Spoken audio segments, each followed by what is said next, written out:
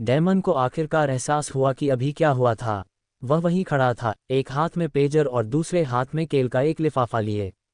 उसकी नज़र ज़मीन पर पड़े झुलसे हुए निशान पर पड़ी, जहां रोशनी की एक किरण ने उससे कुछ ही इंच की दूरी पर ज़मीन को झुलसा दिया था। उसका चेहरा पीला पड़ गया। हो सकता है कि वह वही हो। हर किसी की नज़र अपनी ओर भांपते हुए डेमन ने अपने हाव भाव पर कड़ा नियंत्रण रखा, अपने डर को एक कठोर निगाह से छुपाया। उसकी गहरी आंखों में गुस्से की एक चमक थी, जो अंदर उमड़ते आतंक को छुपाने का एक बहाना थी। उसकी नज़र इवांगेलिन ब्राइटवाटर पर पड़ी, जो जड़वत खड़ी थी। उसके चेहरे पर बेचैनी और सदमे का मिला जुला भाव था। साफ था कि उसका इरादा अपने हमले को गलत दिशा में ले जाने का नहीं था। उसके बगल में सिल्विया मूनवेल थी, जिसने उसकी नज़र का सामना ठंडेपन से किया, जबकि बाकी छात्र चुप रहे, जो उन्होंने अभी अभी देखा था उसे समझने की कोशिश कर रहे थे। डेमन का दिल धड़क रहा था मानो फट जाएगा, लेकिन उसने अपना संयम बनाए रखा। अपने साथियों के सामने, खासकर रईसों के सामने, कोई कमजोरी नहीं दिखाना चाहता था। एक अतिशयोक्तिपूर्ण आह भरते हुए उसने प्रोफेसर की ओर देखा और अपना पेजर उठा लिया। आपका समय समाप्त हो गया है प्रोफेसर, मुझे एक और कक्षा में जाना है। जवाब का इंतजार किए बिना वह मुड़ा और प्रशिक्षण मैदान से बाहर चला गया, अपने पीछे आ रही बड़बड़ाहट को अनसुना करते हुए। वह उनकी घूरती निगाहों को अपनी पीठ पर भारी महसूस कर सकता था। पीछे मुड़कर मत देखना, चलते रहो, उसने खुद को याद दिलाया। उसकी छाती में तनाव के कारण उसके दांत भीग रहे थे। प्रोफेसर ने अपने पीछे से कुछ पुकारा, लेकिन डेमन इतना घबरा गया था कि उसे कुछ समझ नहीं आया। वह बस चलता रहा जब तक कि एक पेड़ के नीचे एक शांत जगह पर नहीं पहुंच गया, और आखिरकार उसने एक लंबी कांपती हुई सांस छोड़ी। अपनी परछाई की ओर देखते हुए वह बुदबुदाया, ओह मेरी देवी, विनाश की देवी, भाग्य की स्वामिनी, मृत्यु लाने वाली की स्तुति हो। मैं आज लगभग उसके साथ शामिल हो गया था। उसका दिल धड़कता रहा, उसकी परछाई उसके बगल में घूम रही थी, मानो उसे आश्वस्त करने के लिए उपेक्षापूर्ण ढंग से हाथ हिला रही थी। डेमन ने कृतज्ञता की एक आश्चर्यजनक लहर महसूस करते हुए हंसते हुए कहा, धन्यवाद देवी, तुम्हें पुरस्कृत करें, तुमने सचमुच मुझे वहां बचा लिया। उसने फुसफुसाते हुए अपनी छाती थपथपाई। वह इसका स्पष्टीकरण नहीं दे सका, लेकिन उसे यकीन था कि उसकी परछाई ने एवेंजेलिन के प्रकाश जादू पर प्रतिक्रिया की थी और उसे एक घातक हमले से बचने में मदद की थी। उसने राहत की सांस ली और मन ही मन बुदबुदाया, एक बार फिर चिकित्सकों के साथ बाल बाल बच गया। एक रईस की वजह से। धिक्कार है उन पर। उसकी परछाई भी सहमत दिखी, मानो मुट्ठी बांधकर रईसों को गालियां दे रही हो। डेमन मुस्कुराया, फिर भी शुक्रिया। मुझे नहीं पता आप क्या हैं, लेकिन मैं आपका आभारी हूं। भले ही आप खतरनाक हों, फिर भी आपने मेरी जान बचाई। उसने सोचते हुए अपनी थोड़ी थपथपाई। अब चलो दिन गुजारते हैं और तुम्हारे लिए कुछ खाना ढूंढते हैं। अपने सिस्टम पैनल को खोलते हुए उसने देखा कि उसकी परछाई का ऊर्जा स्तर और भी गिर गया था, तथा एक नया स्टेटस अपडेट भी आ गया था। स्थिति, छाया को हल्की भूख लगी है। उसने जोर से पढ़ा, फिर अपने पेट को छुआ, जो एक साथ गुर्राया। लगता है मैं भी थोड़ा भूखा हूँ। चलो अगली क्लास खत्म करते हैं और फिर कुछ खाने को लाते हैं मेरे लिए। इस पर उसकी परछाई ने झुंझलाहट में हाथ उठाया और डेमन ने अपना सिर हिलाते हुए हंसी उड़ाई। चलो आराम करो, मैं बाद में छात्रावास के रसोईघर के भंडारण में घुस जाऊंगा और तुम्हारे लिए एक पूरी गाय चुरा लूंगा। मुझ पर विश्वास करो। उसकी परछाई ने अपनी बाहें मोड़ लीं, साफ तौर पर एक पूरी गाय के वादे से नाखुश। डेमन ने आंखें घुमाईं, अभी भी अपना पेजर पलट रहा था। आह, नाश्ता न करने का मुझ पर बुरा असर हो रहा है, उसने अपना कार्यक्रम देखते हुए बुदबुदाया। पब फ्यूचर एड्स, चलो देखते हैं। अगली कक्षा सिद्धांत की है। बढ़िया, ये दानव युद्धों का इतिहास है। उसका पेट फिर से बड़बड़ाया, लेकिन उसने इसे अनदेखा कर दिया और अपना ध्यान बटाने के लिए अपनी परछाई से बात करने लगा। तो दानव और देवी जातियां हमेशा से युद्धरत रही हैं। हालांकि हमेशा ऐसा लगता है कि यह वर्ग देवी जाति का प्रचार प्रसार मात्र है। चिंता मत करो, ये लगभग एक कहानी सुनने जैसा है, जिसमें ढेर सारी तारीखें भी शामिल हैं। जैसे जैसे वे चलते गए, उनकी परछाई लगातार सूक्ष्म, लगभग अदृश्य इशारे करती रही, तथा मौन में उनका साथ देती रही। डेमन का मन चिंताओं से ग्रस्त था, फिर भी उसे यह जानकर एक अजीब सा सुकून मिला कि उसके पास कोई है, कोई चीज़ है जिस पर वह भरोसा कर सकता है, भले ही वह उसकी परछाई ही क्यों न हो। ये एक छोटी सी राहत थी, लेकिन इससे अकेलापन सहना आसान हो गया।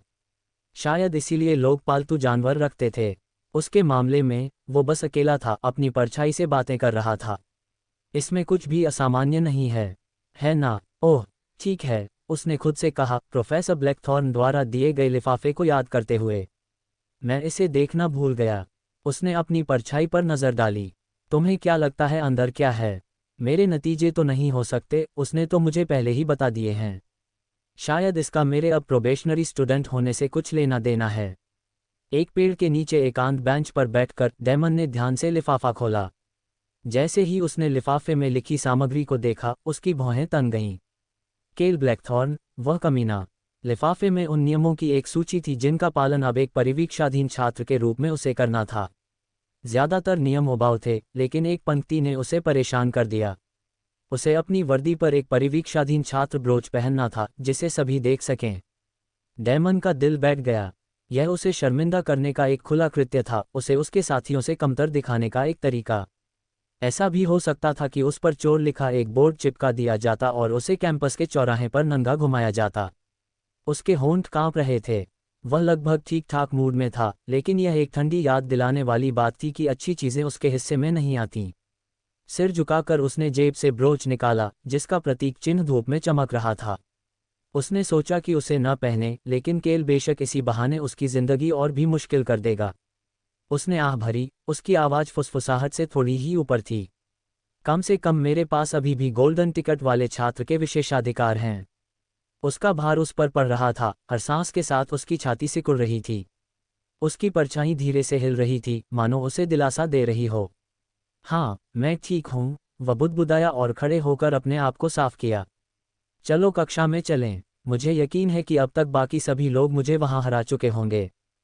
डेमन अकादमी की मुख्य इमारत से तेजी से गुजरा और मन ही मन प्रोफेसर केल ब्लैकथॉर्न का पत्र पढ़ने में बर्बाद हुए समय को कोसने लगा। जब तक वह दानव युद्धों के इतिहास वाली कक्षा में पहुंचा, वह लगभग भर चुकी थी। विडंबना ये थी कि सबसे पहले जाने के बावजूद वह अब सबसे आखिर में पहुंचा। प्रोफेसर को अनुपस्थित पाकर राहत महसूस करते हुए वह दरवाजे से अंदर घुसा और दीवार पर परछाइयों से लिपट गया, ध्यान आकर्षित करने से बचने के लिए जितना हो सके चुपचाप आगे बढ़ा। कक्षा की सीढ़ीदार सीटों की वजह से वह सबसे पीछे अपनी सामान्य जगह पर चढ़ सका, जो आगे की ओर जमा हुए कुलीन लोगों से सुरक्षित दूरी पर थी। बैठते ही उसने गहरी सांस ली। शुक्र है कि किसी ने उसे नोटिस नहीं किया, खासकर पिछली क्लास में हुए तमाशे के बाद।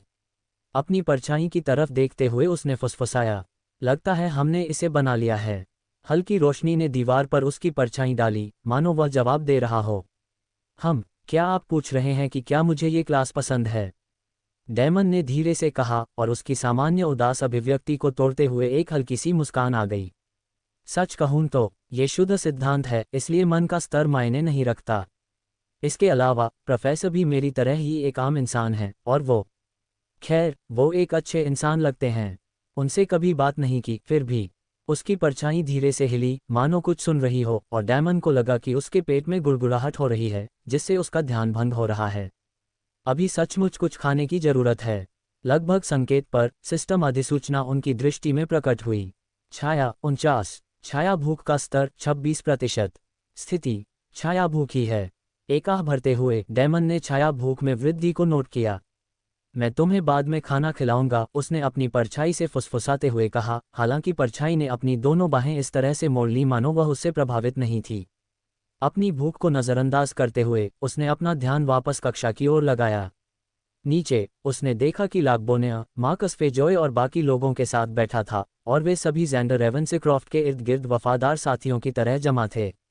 मार्कस ने कभी कभी उसकी ओर देखा, उसके चेहरे पर क्रोध और आशंका का मिश्रण था, जबकि लाक ने उसे ठंडे क्रोध से देखा, मानो डेमन ने उसके साथ अन्याय किया हो और उसे उचित प्रतिकार न मिला हो। डेमन ने लाक की तीखी नज़रों का सामना किया, उसके मन में उसी समूह द्वारा खड्ड में धकेले जाने की याद ताज़ा हो गई। उबलती हुई नाराज़गी ने उसका खून खौला दिया। वह बदला लेना चाहता था और वह उसे भूलेगा नहीं। ज़ैंडर, हालांकि, बेखबर लग रहा था, या शायद उसे कोई परवाह ही नहीं थी।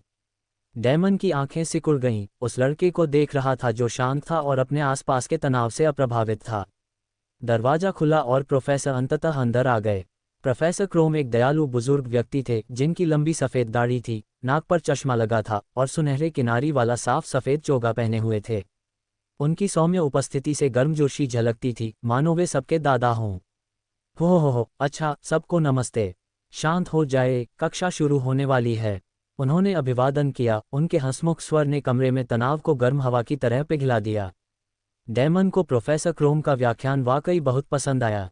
दूसरों के प्रति अपने अनादर के बावजूद इस शिक्षक के प्रति उसके मन में एक अनोखा सम्मान था। प्रोफेसर क्रोम इस बात का जीता जागता सबूत थे कि आम लोग भी प्रसिद्धि पा सकते हैं। कुछ लोगों ने तो यहाँ पढ़ाने के लिए शाही दरबार में नौकरी तक ठुकरा दी थी, और इसके बजाय उन्होंने दानव जातियों के खिलाफ अकादमी के अगली पीढ़ी के लड़ाकों का मार्गदर्शन करना चुना था। प्रोफेसर ने पाठ की शुरुआत करते हुए सदियों पुराने दानव युद्धों का वर्णन किया तथा प्रसिद्ध दानव शासकों और देवी जाति के नायकों के बारे में विस्तार से बताया, जिन्होंने उनके खिलाफ लड़ाई लड़ी थी। डेमन को यह विषय दिलचस्प लगा, हालांकि देवी जाति की कथित श्रेष्ठता के बारे में कभी कभार होने वाले प्रचार से वह थोड़ा चिढ़ गया। पब फ्यूचर एड्स अकादमी के विरोधाभास उसे हंसाते थे। यहाँ वे श्रेष्ठता का बखान करते थे, जबकि दूसरी कक्षाओं में वे राक्षसों की गति, शक्ति और मारक क्षमता के आतंक पर जोर देते थे। यहाँ तक कि एक छोटा राक्षस जो पदानुक्रम में सबसे नीचे का प्राणी है, भी आसानी से किसी इंसान को टुकड़े टुकड़े कर सकता था। ये तो एक विशिष्ट विजेता का इतिहास है, उसने सोचा। मुझे यकीन है कि राक्षसों की भी अपनी कहानियां होंगी, जो उतनी ही अतिरंजित होंगी। प्रोफेसर क्रोम बोलते रहे, बीच बीच में छात्रों से सवालों के जवाब देने के लिए कहते और अगर वे सही जवाब नहीं दे पाते तो उन्हें गर्मजोशी से सुधारते। डेमन सुनता रहा, उसके पेट में गुर्राहट महसूस हो रही थी, जो उसकी भूख की एक खोखली, लगातार याद दिला रही थी। उन्होंने जम्हाई रोकी, जिसने प्रोफेसर का ध्यान आकर्षित किया होगा, हालांकि वे बहुत पीछे, अकेले छाया में बैठे थे। आह, हाँ, पीछे वाला युवक, प्रोफेसर क्रोम ने प्रसन्नतापूर्वक पुकारा। क्या आप हमें बता सकते हैं कि आप महान दानव भगवान एशक्रॉफ्ट के बारे में क्या जानते हैं? डेमन को समझने में एक पल लगा। उसने पलकें झपकाईं, यह महसूस करते हुए कि प्रोफेसर की उम्मीद भरी निगाहें उस पर थीं। उसकी परछाई ने हाथ उठाया, मानो उसे उठने के लिए इशारा कर रहा हो। डेमन उठे, उनके चेहरे पर पहले जैसी ही उदासी थी। हालांकि भूख के कारण ध्यान केंद्रित करना मुश्किल हो रहा था, फिर भी उन्होंने एशक्रॉफ्ट की जानी पहचानी कहानी सुनाई। एक ऐसा नाम जो दुनिया भर में जाना जाता है, एक ऐसा किरदार जो इतिहास से ज्यादा एक मिथक है। एशक्रॉफ्ट, उन्होंने शुरू किया, प्रभुत्व के दानव भगवान के रूप में जाना जाता है। कहा जाता है कि वह अब तक का सबसे शक्तिशाली दानव भगवान है। बहुत पहले देवी जातियां सेंट्रोस को अपना घर कहती थीं, ये सभी चीजों का केंद्र था। लेकिन एशक्रॉफ्ट ने दानव जातियों के नाम पर इसे अपने कब्जे में ले लिया। जैसे जैसे वह आगे बढ़ता गया, उसने महसूस किया कि पूरी कक्षा का ध्यान उस पर था। एशक्रॉफ्ट ने सेंट्रोस पर विजय प्राप्त की और उसका नाम बदलकर दानव महाद्वीप रख दिया। उसकी शक्ति और महत्वाकांक्षा ने उसे एक वास्तविक खतरा बना दिया था और उसका लक्ष्य पूरी ज्ञात दुनिया को जीतना था। जब उसने सोल्थियन पर कदम रखा तो उसने सब कुछ तहस नहस कर दिया। आखिरकार उसे देवी के मंदिर में पहुंचने पर ही रोका गया। उस मंदिर में उसने देवी की मूर्ति के सामने वर्जित शब्द कहे। डेमन के पेट में इतनी तेज गड़गड़ाहट हुई कि वह सिहर उठा, लेकिन वह चलता रहा। कहते हैं कि जैसे ही उसने ये शब्द कहे, मूर्ति चमक उठी और एशक्रॉफ्ट का अस्तित्व मिट गया। इसके बाद दानव सेनाएं पीछे हट गईं। लेकिन यह अंत नहीं था। दानवों ने अपने देवता से प्रार्थना की और उसने एशक्रॉफ्ट के बचे हुए हिस्से को इकट्ठा किया और उन्हें एक भविष्यवाणी दी। प्रभुत्वशाली व्यक्ति वापस आएगा। गहरी सांस लेते हुए डेमन ने कहा, आज तक राक्षस एशक्रॉफ्ट की वापसी का इंतजार कर रहे हैं। बेशक बाद के इतिहासकारों ने इसे सिर्फ एक परीक्षा बताकर खारिज कर दिया है और कहा है कि एशक्रॉफ्ट जैसा कोई व्यक्ति कभी अस्तित्व में ही नहीं हो सकता। ये कहते हुए डेमन बैठ गया। उसने सभी की घूरती निगाहों का भार महसूस किया, लेकिन उसने उन्हें अनदेखा कर दिया। उसका मन अब अपनी ही भूख से व्याकुल था। हालांकि प्रोफेसर क्रोम प्रसन्न दिख रहे थे, उनकी आंखें दिलचस्पी से चमक रही थीं। शाबाश नौजवान, उन्होंने गर्मजोशी से कहा। और हाँ, कई लोग कहते हैं कि यह सिर्फ एक मिथक है, लेकिन जैसा कि हम जानते हैं, मिथकों में अक्सर सच्चाई छिपी होती है। प्रोफेसर की निगाहें विचारमग्न होकर डेमन पर टिकी रहीं। उसके बाद वह पाठ जारी रखने के लिए बोर्ड की ओर मुड़े। आखिरकार क्लास खत्म हुई और डेमन अपनी सीट से ऐसे उछल पड़ा मानो उसे सुइयों की चुभन हो रही हो। बिना पीछे मुड़कर देखे वह कमरे से बाहर भागा और सीधे कैफेटेरिया की तरफ चल पड़ा। भूख ने उसे अंदर तक जकड़ लिया था और उसे लग रहा था मानो वह पूरी दावत खा जाएगा। जब वह वहां पहुंचे तो कैफेटेरिया में बहुत कम लोग थे, जिससे उन्हें बिना किसी परेशानी के एक कोने में सीट मिल गई। बिना समय गंवाए उसने अपनी ट्रे में सामान्य से दुगना खाना भर लिया और असामान्य चाव से खाने लगा। पहला टुकड़ा तो जल्दी ही खत्म हो गया, लेकिन जैसे ही उसने आखिरी निवाला निगला, उसका पेट विरोध में गुर्रा उठा। निराश होकर वह और अधिक खाने के लिए वापस लौटा, वास्तव में कई बार, और जब तक कि उसके द्वारा खाए गए भोजन की मात्रा ने लोगों को उसे घूरना शुरू नहीं कर दिया। अब तक कैफेटेरिया छात्रों से भर चुका था और डैमन की जबरदस्त भूख बुदबुदाती बातचीत का विषय बन गई थी। यहाँ तक कि अपनी भयंकर भूख के लिए मशहूर वह जानवर भी उसे अविश्वास से देख रहा था। कोई इंसान इतना खा सकता है? ये नामुमकिन सा लग रहा था। डैमन तब तक खाता रहा जब तक उसका पेट फूलने लगा, लगभग दर्द से, फिर भी उसकी भूख कम होने का नाम नहीं ले रही थी। उसने एक और निवाला लिया। उसे लगा कि पेट भर जाने से उल्टी हो जाएगी, लेकिन उसका पेट फिर से गुर्राया, जिससे उसके अंदर निराशा की लहर दौड़ गई। उसका सिर हल्का सा महसूस हुआ। एक पल के लिए उसकी नज़र धुंधली हुई, फिर काले और सफ़ेद रंग में बदल गई, फिर अचानक सामान्य हो गई। इस अनुभूति ने उसे बेचैन कर दिया। उसकी बढ़ती हुई जलन सतह के नीचे उबल रही थी। वह 8वीं बार अपनी मेज़ साफ करने और खाने के लिए वापस जाने के लिए खड़ा हुआ। हर बार खाना पिछली बार से बड़ा होता जा रहा था, लेकिन कोई फर्क नहीं पड़ रहा था। भूख अभी भी बनी हुई थी। काउंटर पर पहुंचकर उसने एक नई ट्रे पकड़ ली और नौकरानियों को नज़रअंदाज कर दिया जो उसे परोसने के लिए आगे आई थीं। वह खुद ही काम करना पसंद करता था। भूख से विचलित होकर जैसे ही वह आगे बढ़ा, उसकी टक्कर किसी से हो गई। क्षमा मांगना, डैमन ने बिना ऊपर देखे उदास स्वर में कहा, लेकिन उसकी माफ़ी उसके होठों से निकली ही थी कि दूसरे व्यक्ति की तीखी और गुस्से भरी आवाज़ गूंज उठी। इस स्वर ने ही डैमन का खून खौला दिया। गुस्से में उसने ट्रे उठाए और उसे उस व्यक्ति के चेहरे पर दे मारा जिससे वह टकराया था, लागबोने।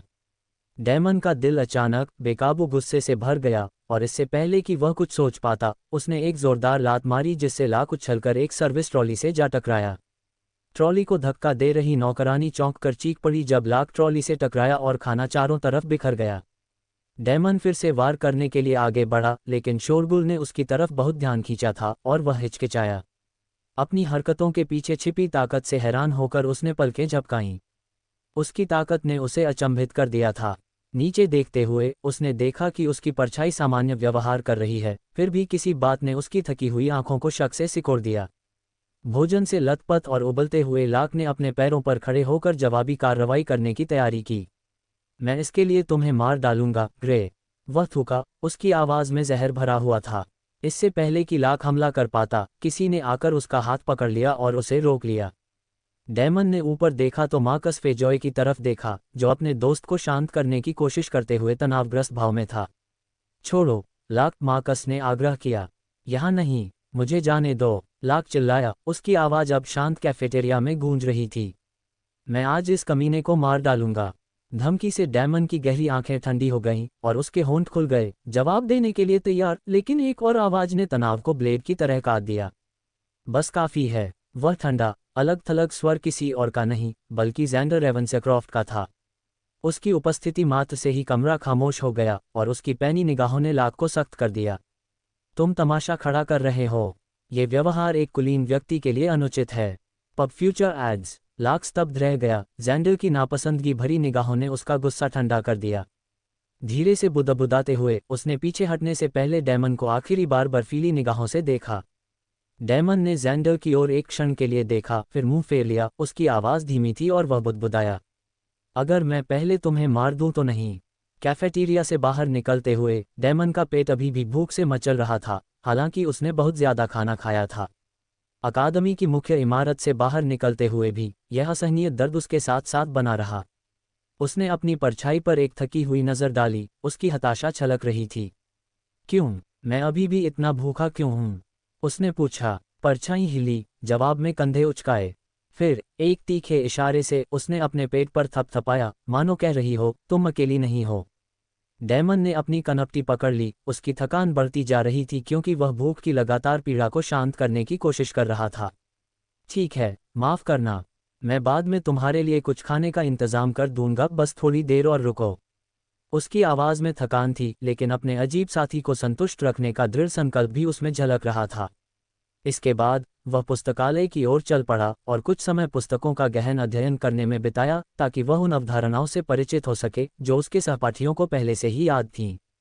वह खतरनाक जड़ी बूटियों और जंगली वनस्पतियों के बारे में किताबें पन्ने पलटता रहा, इस उम्मीद में कि शायद ये ज्ञान किसी दिन काम आ जाए। लेकिन भूख की मार उसे लगातार विचलित कर रही थी। उसका पेट लगातार गुर्रा रहा था, जिसकी वजह से उसे कुछ क्लासें छोड़नी पड़ीं। आखिरकार उसने हार मान ली और हाथ में किताबों का एक छोटा सा ढेर लेकर अपने छात्रावास में वापस चला गया। छात्रावास के गलियारे सुनसान थे, ज्यादातर छात्र अभी भी अपनी कक्षाओं में थे। डैमन तेजी से और चुपचाप आगे बढ़ रहा था, इस डर से कि कहीं मुख्य नौकरानी उसे पकड़ न ले। वह पहले से ही उसकी तीखी आवाज़ सुन सकता था जो उसे क्लास छोड़ने के लिए डांट रही थी, और उसका व्याख्यान सुनने का मन नहीं था। वह ऊपर की मंजिल पर गया जहां उसका कमरा था, और अंदर घुसने से पहले अपने पेजर से दरवाज़ा खोला। वह बिस्तर पर गिर पड़ा, निढाल। उसका पेट बेचैनी की हद तक भरा हुआ था, फिर भी भूख कम नहीं हुई थी। वह उसे एक बेरहम जानवर की तरह कुतर रही थी। जैसे ही उसकी आंखें बंद हुईं, उसे अपनी परछाई कमरे में आज़ादी से घूमती हुई दिखाई दी। उसने अपना पेट पकड़ा, कुछ अस्पष्ट बुदबुदाया और आखिरकार सो गया। जब उसने फिर आंखें खोलीं, तो कमरा अंधेरे में डूबा हुआ था। डैमन कराह उठा और अपना पेजर ढूंढने लगा, जिसकी हल्की सी रोशनी स्क्रीन पर चमक रही थी। आधी रात हो चुकी थी। वह घंटों सो रहा था। अंधेरे ने उसे परेशान नहीं किया, अजीब बात है, वह सुकून देने वाला था, मानो दूसरी त्वचा हो। फिर भी आदतन उसने दीवार पर लगे लाइट स्विच को थपथपाया। अचानक आई चमक ने उसकी आंखों को चुभने जैसा महसूस कराया, लेकिन उसका ध्यान तुरंत कमरे के दूर कोने की ओर चला गया। उसकी परछाई वहां खड़ी थी, दोनों हाथ जोड़े, नाराजगी जाहिर कर रही थी। उसकी मुद्रा लगभग चीख चीख कर झुंझलाहट जाहिर कर रही थी। डैमन ने शर्म से अपना सिर पीछे खुजलाया। हे, माफ करना, मैं देर तक सो गया, मेरा ऐसा इरादा नहीं था।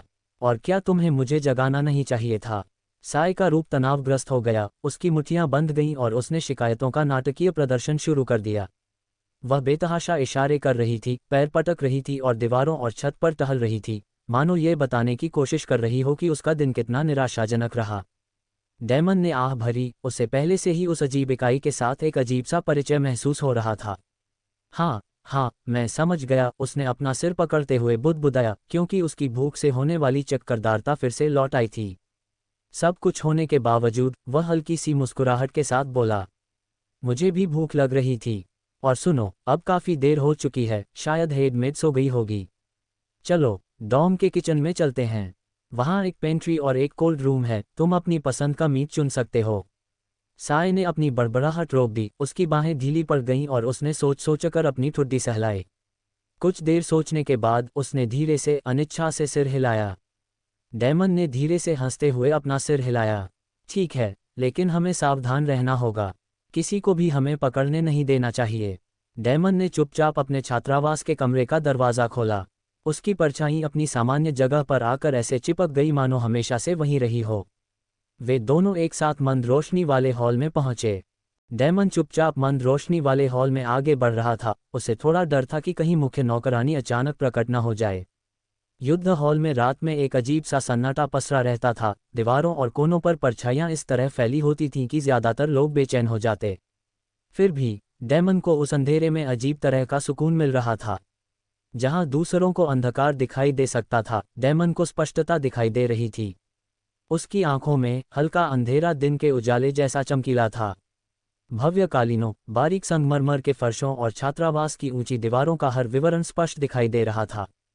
फिर भी उसने अपने कदम हल्के रखे, इस बात का ध्यान रखते हुए कि शांति भंग न हो और किसी को उसकी उपस्थिति का पता न चले। बाकी छात्र शायद पहले ही सो चुके होंगे, दिन भर की कक्षाओं और गतिविधियों से थककर। अकादमी के अभिजात वर्ग के लिए आरक्षित युद्ध कक्षों में विशिष्टता का भाव था। सबसे ऊपरी मंजिलों पर जेंडर रेवेंसेक्रॉफ्ट, एवेंजेलिन ब्राइटवाटर, विद्यार्थी परिषद की अध्यक्ष लिलिथ एस्ट्रानोवा और अधिक निपुण वरिष्ठ छात्र रहते थे। ये मंजिलें प्राचीन और विशाल थीं, जो उनके निवासियों के विशेषाधिकार और प्रतिष्ठा का प्रमाण थीं। डैमन को अपने सुनहरे टिकट के आधार पर अपने अपरंपरागत स्कोर के बावजूद इन मंजिलों में प्रवेश की अनुमति दी गई थी। इन ऊंचाइयों से नीचे की मंजिलों में कुलीन वर्ग और उत्कृष्ट शैक्षणिक योग्यता वाले छात्रों को रहने की सुविधा थी, लेकिन ऊपरी मंजिलों की विलासिता के बराबर कोई भी सुविधा नहीं थी। अकादमी में अन्य छात्रावास भी फैले हुए थे, लेकिन उनमें से किसी में भी उत्कृष्टता और भय का वैसा आभामंडल नहीं था। डैमन इससे पहले इतनी देर रात तक कभी बाहर नहीं निकला था। ज्यादातर रातें, दिन भर की थकान के बाद, वह बिस्तर पर गिर पड़ता था, अक्सर इतना थका हुआ कि सोने के अलावा कुछ भी कर ही नहीं पाता था। अपने सबसे कठिन दिनों में, जब परीक्षाएं देर हो जाती, तो वह अपने गालों पर आंसुओं के धब्बे सुखाए बिना ही सो जाता। उसके संघर्षों ने उसे उदास, कठोर और थका हुआ बना दिया था। फिर भी आज रात, हॉल के खालीपन और अंधेरे में महसूस किए गए अजीब आराम ने उसे शांति का आभास दिया। जैसे ही वह लिफ्ट के पास पहुंचा, वह रुक गया। इसका इस्तेमाल जल्दी तो होता, लेकिन जोखिम भरा भी था। अगर हेडमेड को पता चल गया तो उसे एक बुरे सपने का सामना करना पड़ेगा। छात्रों के बीच प्रोफेसर केल ब्लैकथॉर्न एक खौफनाक व्यक्ति थे, लेकिन डैमन और वॉर हॉल के दूसरे लोगों के लिए हेडमेड ही असली खौफ थी। उसका क्रोध लाजवाब था। अपनी परछाई की ओर मुड़कर डैमन फुसफुसाया, कहीं मत जाओ, हमें बस कुछ मंजिलें नीचे चुपके से जाना है। जब तक मुख्य नौकरानी हमें नहीं देख लेती, हम ठीक हैं। छाया ने उसे चंचलता से अंगूठा दिखाया और पैर की उंगलियों पर चलने की अतिशयोक्तिपूर्ण हरकत की, जिससे डैमन के चेहरे पर एक व्यंग्यात्मक मुस्कान आ गई। इस अजीबोगरीब चीज के साथ बिताए गए बेचैन कर देने वाले दिन के बावजूद उसकी हरकतें उसे अब प्यारी लगने लगी थीं। यह अजीब तो था, लेकिन साथ सच्चा लग रहा था। फिर भी डैमन अपने अंदर गहरे बैठे डर को नज़रअंदाज नहीं कर सका। उसके शरीर में हो रहे बदलाव अप्रत्याशित थे। चाहे वह कितना भी खा ले, उसकी अतृप्त भूख उस पर हावी रहती थी। इससे भी बुरी बात यह थी कि उसकी नज़र कभी कभी बदल जाती थी। दुनिया के सारे रंग उड़ जाते थे और वह एकदम काले और सफ़ेद रंग में डूब जाती थी। हर लक्षण साय की भूख से जुड़ा हुआ लगता था, एक ऐसा अशुभ रिश्ता जिसे वह पूरी तरह समझ नहीं पा रहा था। इसकी भूख मुझे भी प्रभावित कर रही है, डैमन ने गंभीरता से सोचा। वह अपने शरीर में छाया की ऊर्जा पर नज़र रख रहा था। ये लगातार कम हो रही थी और छाया की भूख बढ़ती जा रही थी। उसने फिर छाया की ओर देखा, उसका शरीर थोड़ा हिल रहा था, मानो बेचैन हो। मैं तुम्हें जल्द ही खाना खिलाऊंगा, डैमन ने धीरे से कहा, अपने साथी से ज्यादा खुद से। एक गहरी सांस लेकर वह सीढ़ियां उतरने लगा। उसके कदमों की धीमी आवाज शांत खाली हॉल में गूंज रही थी। निचली मंजिल से नीचे उतरते हुए सफर बिना किसी घटना के था। डैमन चूहे की तरह चुपचाप चल रहा था। उसके धीमे कदमों की आहट ठंडे संगमरमर के फर्श पर मुश्किल से सुनाई दे रही थी। हॉल में भयानक सन्नाटा था, हर कोने में साए छाए हुए थे, फिर भी उसे कोई बेचैनी महसूस नहीं हो रही थी।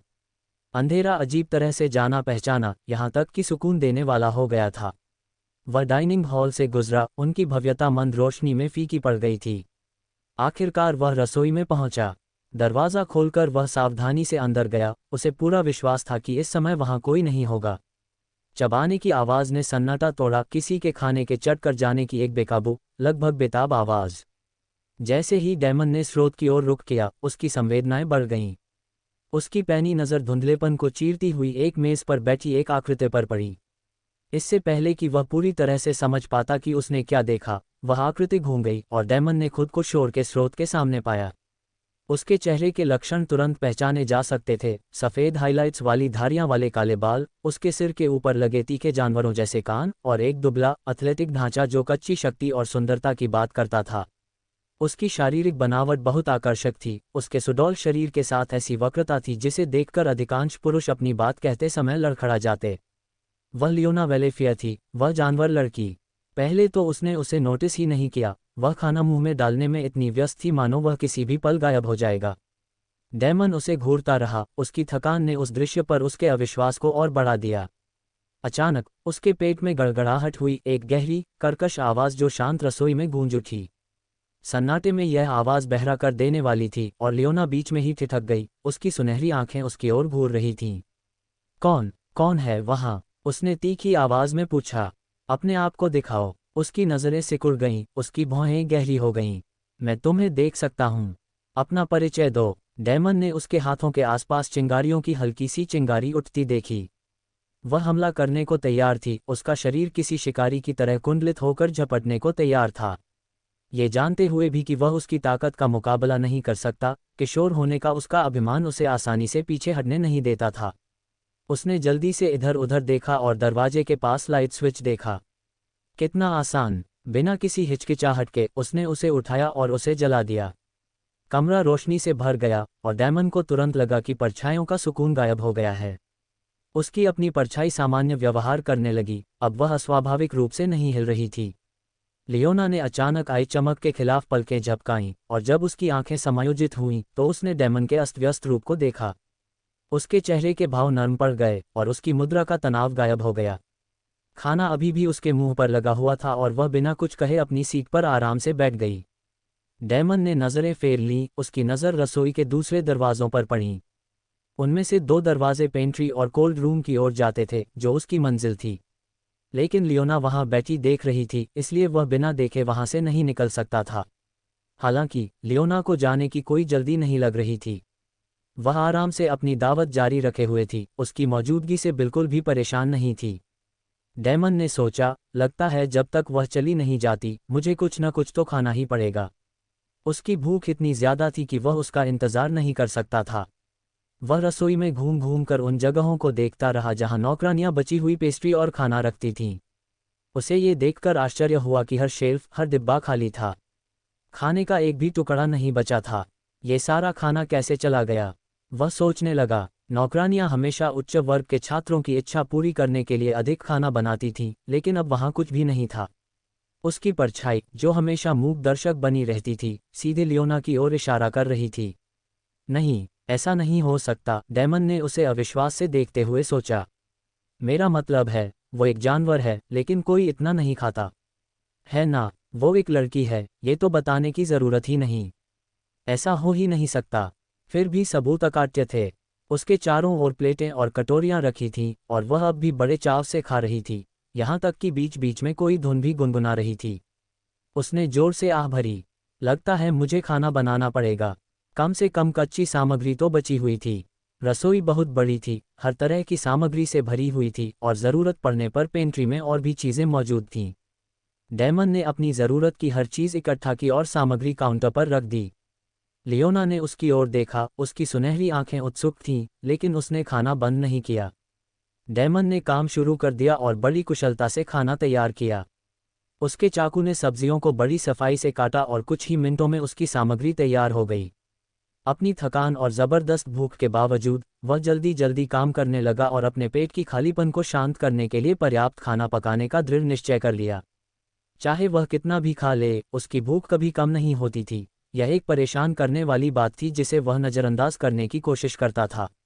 अपनी तैयारी पूरी करके डैमन ने चूल्हा जलाया और खाना बनाना शुरू कर दिया। रसोई में कटने, चटकने और हिलाने की लयबद्ध आवाज़ें गूंज रही थीं, जो लियोना की लगातार चल रही दावत की धीमी गुनगुनाहट के साथ घुल मिल रही थीं। रसोई बहुत बड़ी थी, किसी छात्रावास की रसोई से कहीं ज्यादा भव्य। एरोना जैसे जादुई महाद्वीप से आयातित अत्याधुनिक उपकरणों से सुसज्जित, यह एक विलासिता के लिए डिज़ाइन की गई जगह थी। हालांकि डैमन को इसका इस्तेमाल करना बिल्कुल नहीं आता था। ऐसी विलासिता एक आम आदमी के जीवन से कोसों दूर थी, और वहां खड़े होकर भी उसे अजीब सा महसूस हो रहा था। उसे बस चूल्हा ही पहचान में आया, और वो भी सिर्फ इसलिए क्योंकि उसे चलाना काफ़ी आसान लग रहा था। उसने नौकरानियों को पहले भी कई बार उसे जलाते देखा था, और ये जानकारी काफ़ी साबित हुई। उन्होंने शुरुआत एक सीधी सादी चीज़ से की, मांस और सब्जियों को तलना। उन्हें एक तवे पर डालकर उन्होंने उसमें मसाले और मसालों का मिश्रण डाला, जिससे हवा में खुशबू फैल गई। यह ज़्यादा जटिल नहीं था, और डैमन को यह प्रक्रिया आश्चर्यजनक रूप से आसान लगी। इसके बाद उसने चावल पकाए, बहुत सारा। आज रात वह कुछ भी रोकने वाला नहीं था। उसके बाद मांस के ढेरों टुकड़ों वाला एक लजीज सूप, जिसका उबलता हुआ शोरबा रसोई की मादक खुशबू में एक और परत जोड़ रहा था। आखिर में उसकी नज़र कुछ पहले से कटे हुए आलू पर पड़ी, जो शायद नौकरानियों ने पहले ही तैयार कर लिए थे। अपनी किस्मत पर मुस्कुराते हुए उसने उन्हें सुनहरा कुरकुरा होने तक तला और उनके साथ परोसने के लिए एक गाढ़ी टमाटर की चटनी बनाई। रसोई में जल्द ही हलचल मच गई। बर्तनों की खटखट और तेल के तड़का लगाने की आवाज़ एक साथ घुल मिल गई। डैमन के कामों की मनमोहक खुशबू से हवा महक उठी। मेज़ पर बैठी लियोना वेलेफिया ने अपनी दावत में विराम ले लिया। उसकी तीक्ष्ण इंद्रियां मोहक गंधों की ओर खींच गईं। उसकी चबाने की गति धीमी हो गई, और हालांकि वह खाना जारी रखती रही, उसका पहले वाला उत्साह कम हो गया। कुछ क्षण पहले उसने जो खाना खाया था, अब उसकी तुलना में नीरस लग रहा था। लियोना की सुनहरी आंखें कभी कभी डैमन की ओर घूम जाती थीं, और वह उसे आश्चर्यजनक दक्षता के साथ आगे बढ़ते हुए देखता था, जबकि वह ये दावा नहीं करता था कि उसे आलीशान रसोईघर की कोई जानकारी है।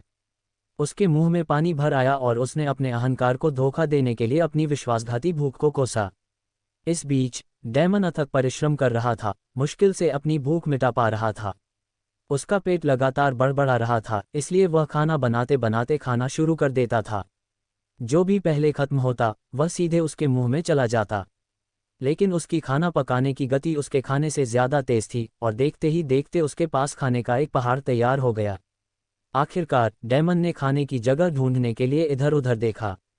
ऊंचे और आकर्षक स्टूलों वाला काउंटर उसे अच्छा नहीं लग रहा था, और डाइनिंग एरिया में जाने का तो ख्याल ही नहीं आ रहा था। बिल्कुल नहीं, अगर हेडमेड ने मुझे वहां पकड़ लिया तो मैं मर जाऊंगी। अब केवल एक ही विकल्प बचा, वह मेज जहां लियोना वेलेफियर बैठी थीं। ये सोचकर उसका चेहरा विकृत हो गया। एक रईस के साथ मेज साझा करना जरा भी अच्छा नहीं लग रहा था। वह कल्पना कर सकता था कि वह उसे तिरस्कार से देख रही होगी, उसकी नाक घृणा से सिकुड़ी हुई होगी। लेकिन तभी एक और विचार ने उनके मन में संदेह पैदा कर दिया। यह उसकी मेज नहीं है, यह अकादमी की संपत्ति है। यहाँ सभी छात्र समान हैं। अपने संकल्प को मजबूत करते हुए डेमन ने खाने की पहली ट्रे उठाई और उसे मेज पर रख दिया।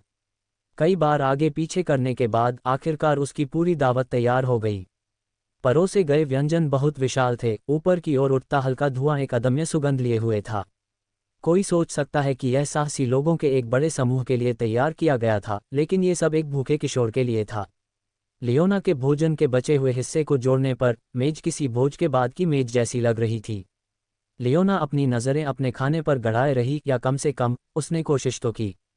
अपनी लाख कोशिशों के बावजूद उसके मुंह में पानी आ गया और उसकी नज़र बार बार डेमन के बर्तनों पर ही टिकी रही। खुशबू पागल कर देने वाली थी, उसकी पशुवत इंद्रियां हर स्वादिष्ट चीज़ के प्रति उसकी जागरूकता को बढ़ा रही थीं। डेमन के खाने के इतने करीब बैठना उसके लिए यातना जैसा था, मानो वह बस सांस लेकर ही उसका स्वाद ले सकती हो। डेमन ने जानबूझकर उसकी तरफ देखने से बचने की कोशिश की।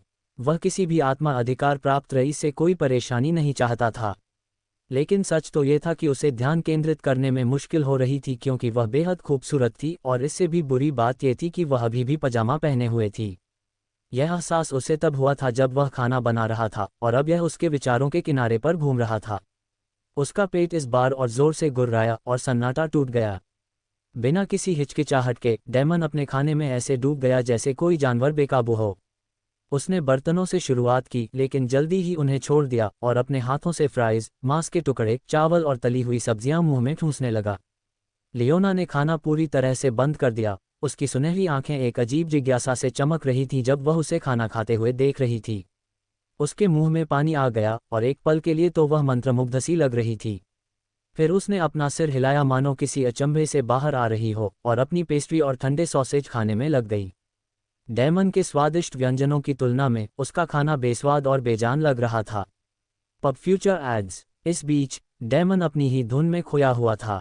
उसके होंठ चिकनाई से चमक रहे थे और उसने अपने खाने पर इतनी जोर से हमला किया कि स्टफ्राई भी नहीं बख्शा।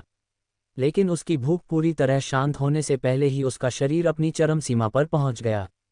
वह पीछे झुक गया, उसका पेट फूल गया था और उसकी हरकतें सुस्त थीं। ढेर सारा खाना खाने के बावजूद उसका पेट अभी भी हल्की हल्की गड़गड़ाहट कर रहा था। खड़े होकर उसने नीचे देखा तो उसकी परछाई थकी हुई टिमटिमा रही थी, मानो वह भी उसकी थकान में शामिल हो। लेकिन डेमन एक और निवाला नहीं खा सका। खाने के ख्याल से ही उसे उल्टी आ रही थी। उसे ताज़ी हवा की ज़रूरत थी, वरना उसने जो कुछ खाया था वह सब खोने का खतरा था। उसने रसोई पर नज़र डाली और बगीचे का दरवाज़ा चुना। डाइनिंग रूम का दरवाज़ा वर्जित था, मुख्य सहायिका के आसपास होने के कारण बहुत जोखिम भरा था। उसने छात्रावास के पिछले दरवाजे के बारे में सोचा भी नहीं, इस समय वह निश्चित रूप से बंद था। बगीचे का दरवाज़ा चरमरा कर खुला और डेमन बाहर निकला। रात की ठंडी हवा उसके चेहरे को छू रही थी, जिससे उसे तुरंत राहत मिली। बगीचा शांत था, खिले हुए फूलों से भरा हुआ, फव्वारों की बौछारें और सावधानी से काटी गई हरी भरी झाड़ियां जिन पर गुलाब की लताएं बाहर से आने से रोक रही थीं। वह मुंह पर हाथ रखे पास के फव्वारे की ओर चला गया, क्योंकि उसे मतली की लहरें आ रही थीं। फव्वारे के किनारे बैठकर उसने खुद को संभालने की कोशिश की। उसकी परछाई उसके पैरों के पास बेतरतीब ढंग से नाच रही थी, सुस्ती और अजीब तरह के आक्रामक भावों के बीच झूल रही थी। डेमन ने गहरी सांसें लीं और अपने सीने में बढ़ती बेचैनी को शांत करने की कोशिश की। डर उसे अंदर तक जकड़ रहा था, न सिर्फ अपनी परछाई के अप्रत्याशित व्यवहार से, बल्कि उस अकेलेपन से भी जो उसे महसूस हो रहा था। उसे किसी पर भरोसा नहीं था, न अकादमी में, न ही उसकी चारदीवारी के बाहर। वह अपनी दुर्दशा किसी से साझा नहीं कर सकता था, वह बिल्कुल अकेला था। बस शांत रहो, सब कुछ भूल जाओ और शांत रहो। कई मिनट बाद उसका सिर शांत हुआ और वह वापस लौटने लायक स्थिर महसूस करने लगा। रसोई का दरवाज़ा खोलते ही डेमन ठिठक गया। लियोना वेलेफियर चली गई थी और उसका बाकी खाना भी। उस कमबख्त जानवर ने मेरा खाना खा लिया। उसने अपना सिर हिलाया। वह वैसे भी इसे खाने वाला नहीं था। कम से कम वह चली गई। रसोई खाली होते ही डेमन जल्दी से ठंडे कमरे की ओर बढ़ा। अब उसकी परछाई को खाना खिलाने का समय हो गया था। अकादमी का रसोई घर विशाल था, जिसमें हर संभव सुविधा मौजूद थी, खासकर वॉर हॉल में, जो शाही परिवार, कुलीन वर्ग और अकादमी के कुलीन छात्रों के लिए आरक्षित छात्रावास था।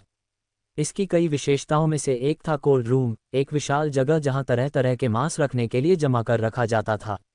डैमन ने भारी दरवाज़ा खोला और उसे एक भव्य दृश्य दिखाई दिया। बड़े बड़े गुंबददार दरवाजे, जिनमें से हर एक से बर्फीली ठंडक फैल रही थी।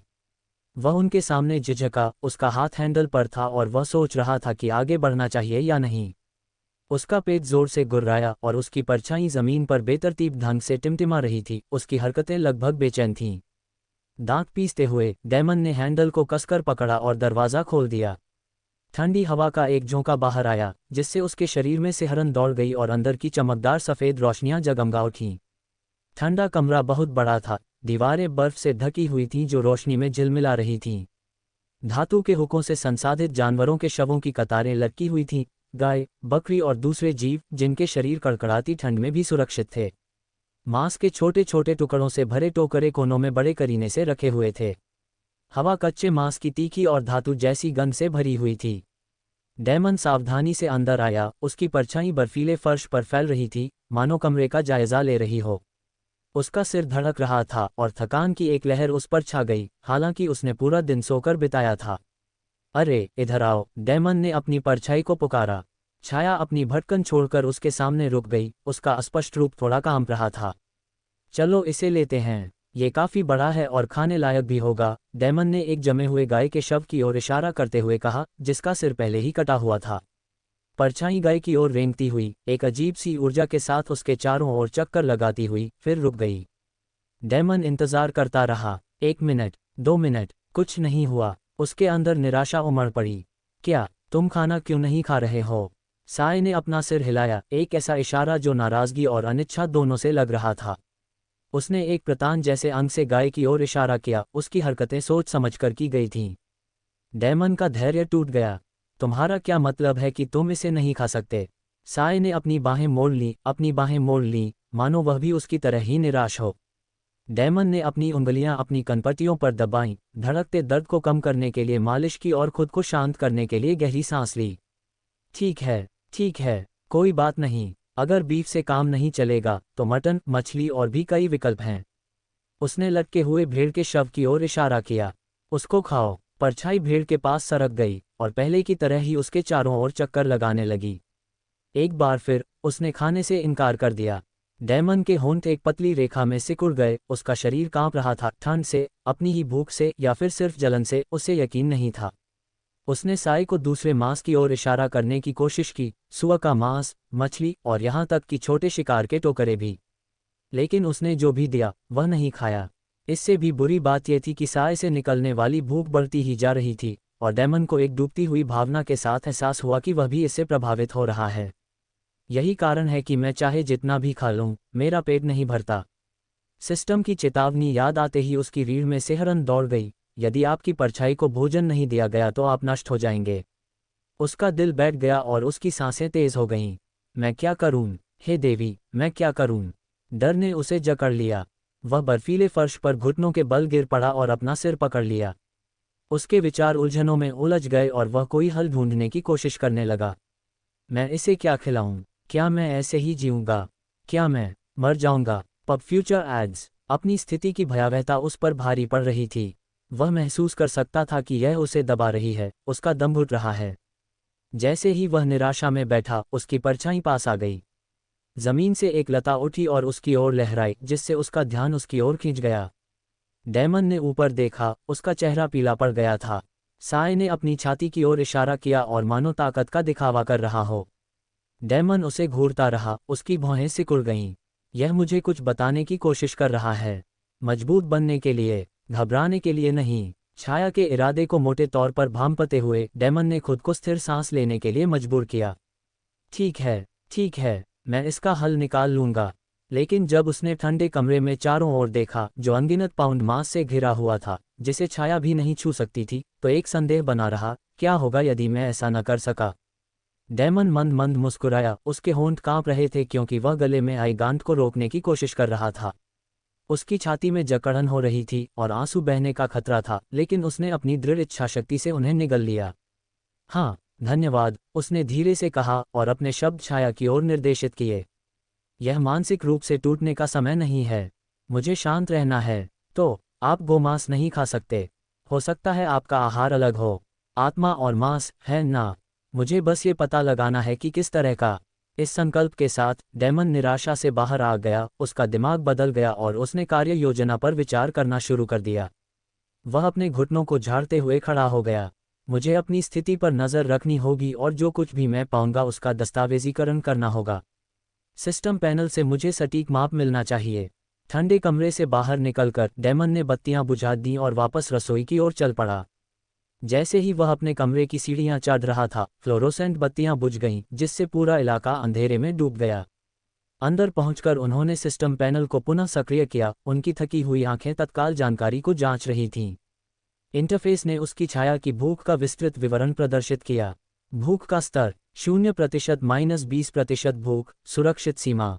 छाया नियंत्रण में है। 20% -50% भूख, खाने की इच्छा बढ़ जाती है। मामूली आंकड़े बढ़ जाते हैं। 50% -80% भूख, आंशिक नियंत्रण की हानि। महत्वपूर्ण शक्ति वृद्धि। 90% -100% भूख, छाया भूखी हो जाती है, पूरी तरह से नियंत्रण में आ जाती है। मानवता खोने का तत्काल खतरा। डेमन ने आह भरी, उसके कंधे झुक गए। उसकी भूख पहले ही 49% पर पहुंच चुकी थी। वह खतरे से अगले पड़ाव के करीब था, जहां वह छाया पर आंशिक नियंत्रण खो देगा। एक मुलायम कुर्सी पर बैठे, डेमन अपने कमरे के अंधेरे में घूर रहा था। उसकी आवाज़ धीमी थी, बेचैनी से भरी हुई। मुझे नींद नहीं आ रही है। क्या होगा अगर मेरी परछाई मेरे बेहोश होने पर पागल हो जाए और मुझे मार डाले? छाया ने तुरंत प्रतिक्रिया व्यक्त की। उसने अपनी छाती को ऐसे पकड़ लिया जैसे कि वह अपमानित महसूस कर रही हो। उसका शरीर लगभग अपमानित ऊर्जा से लबालब भर गया।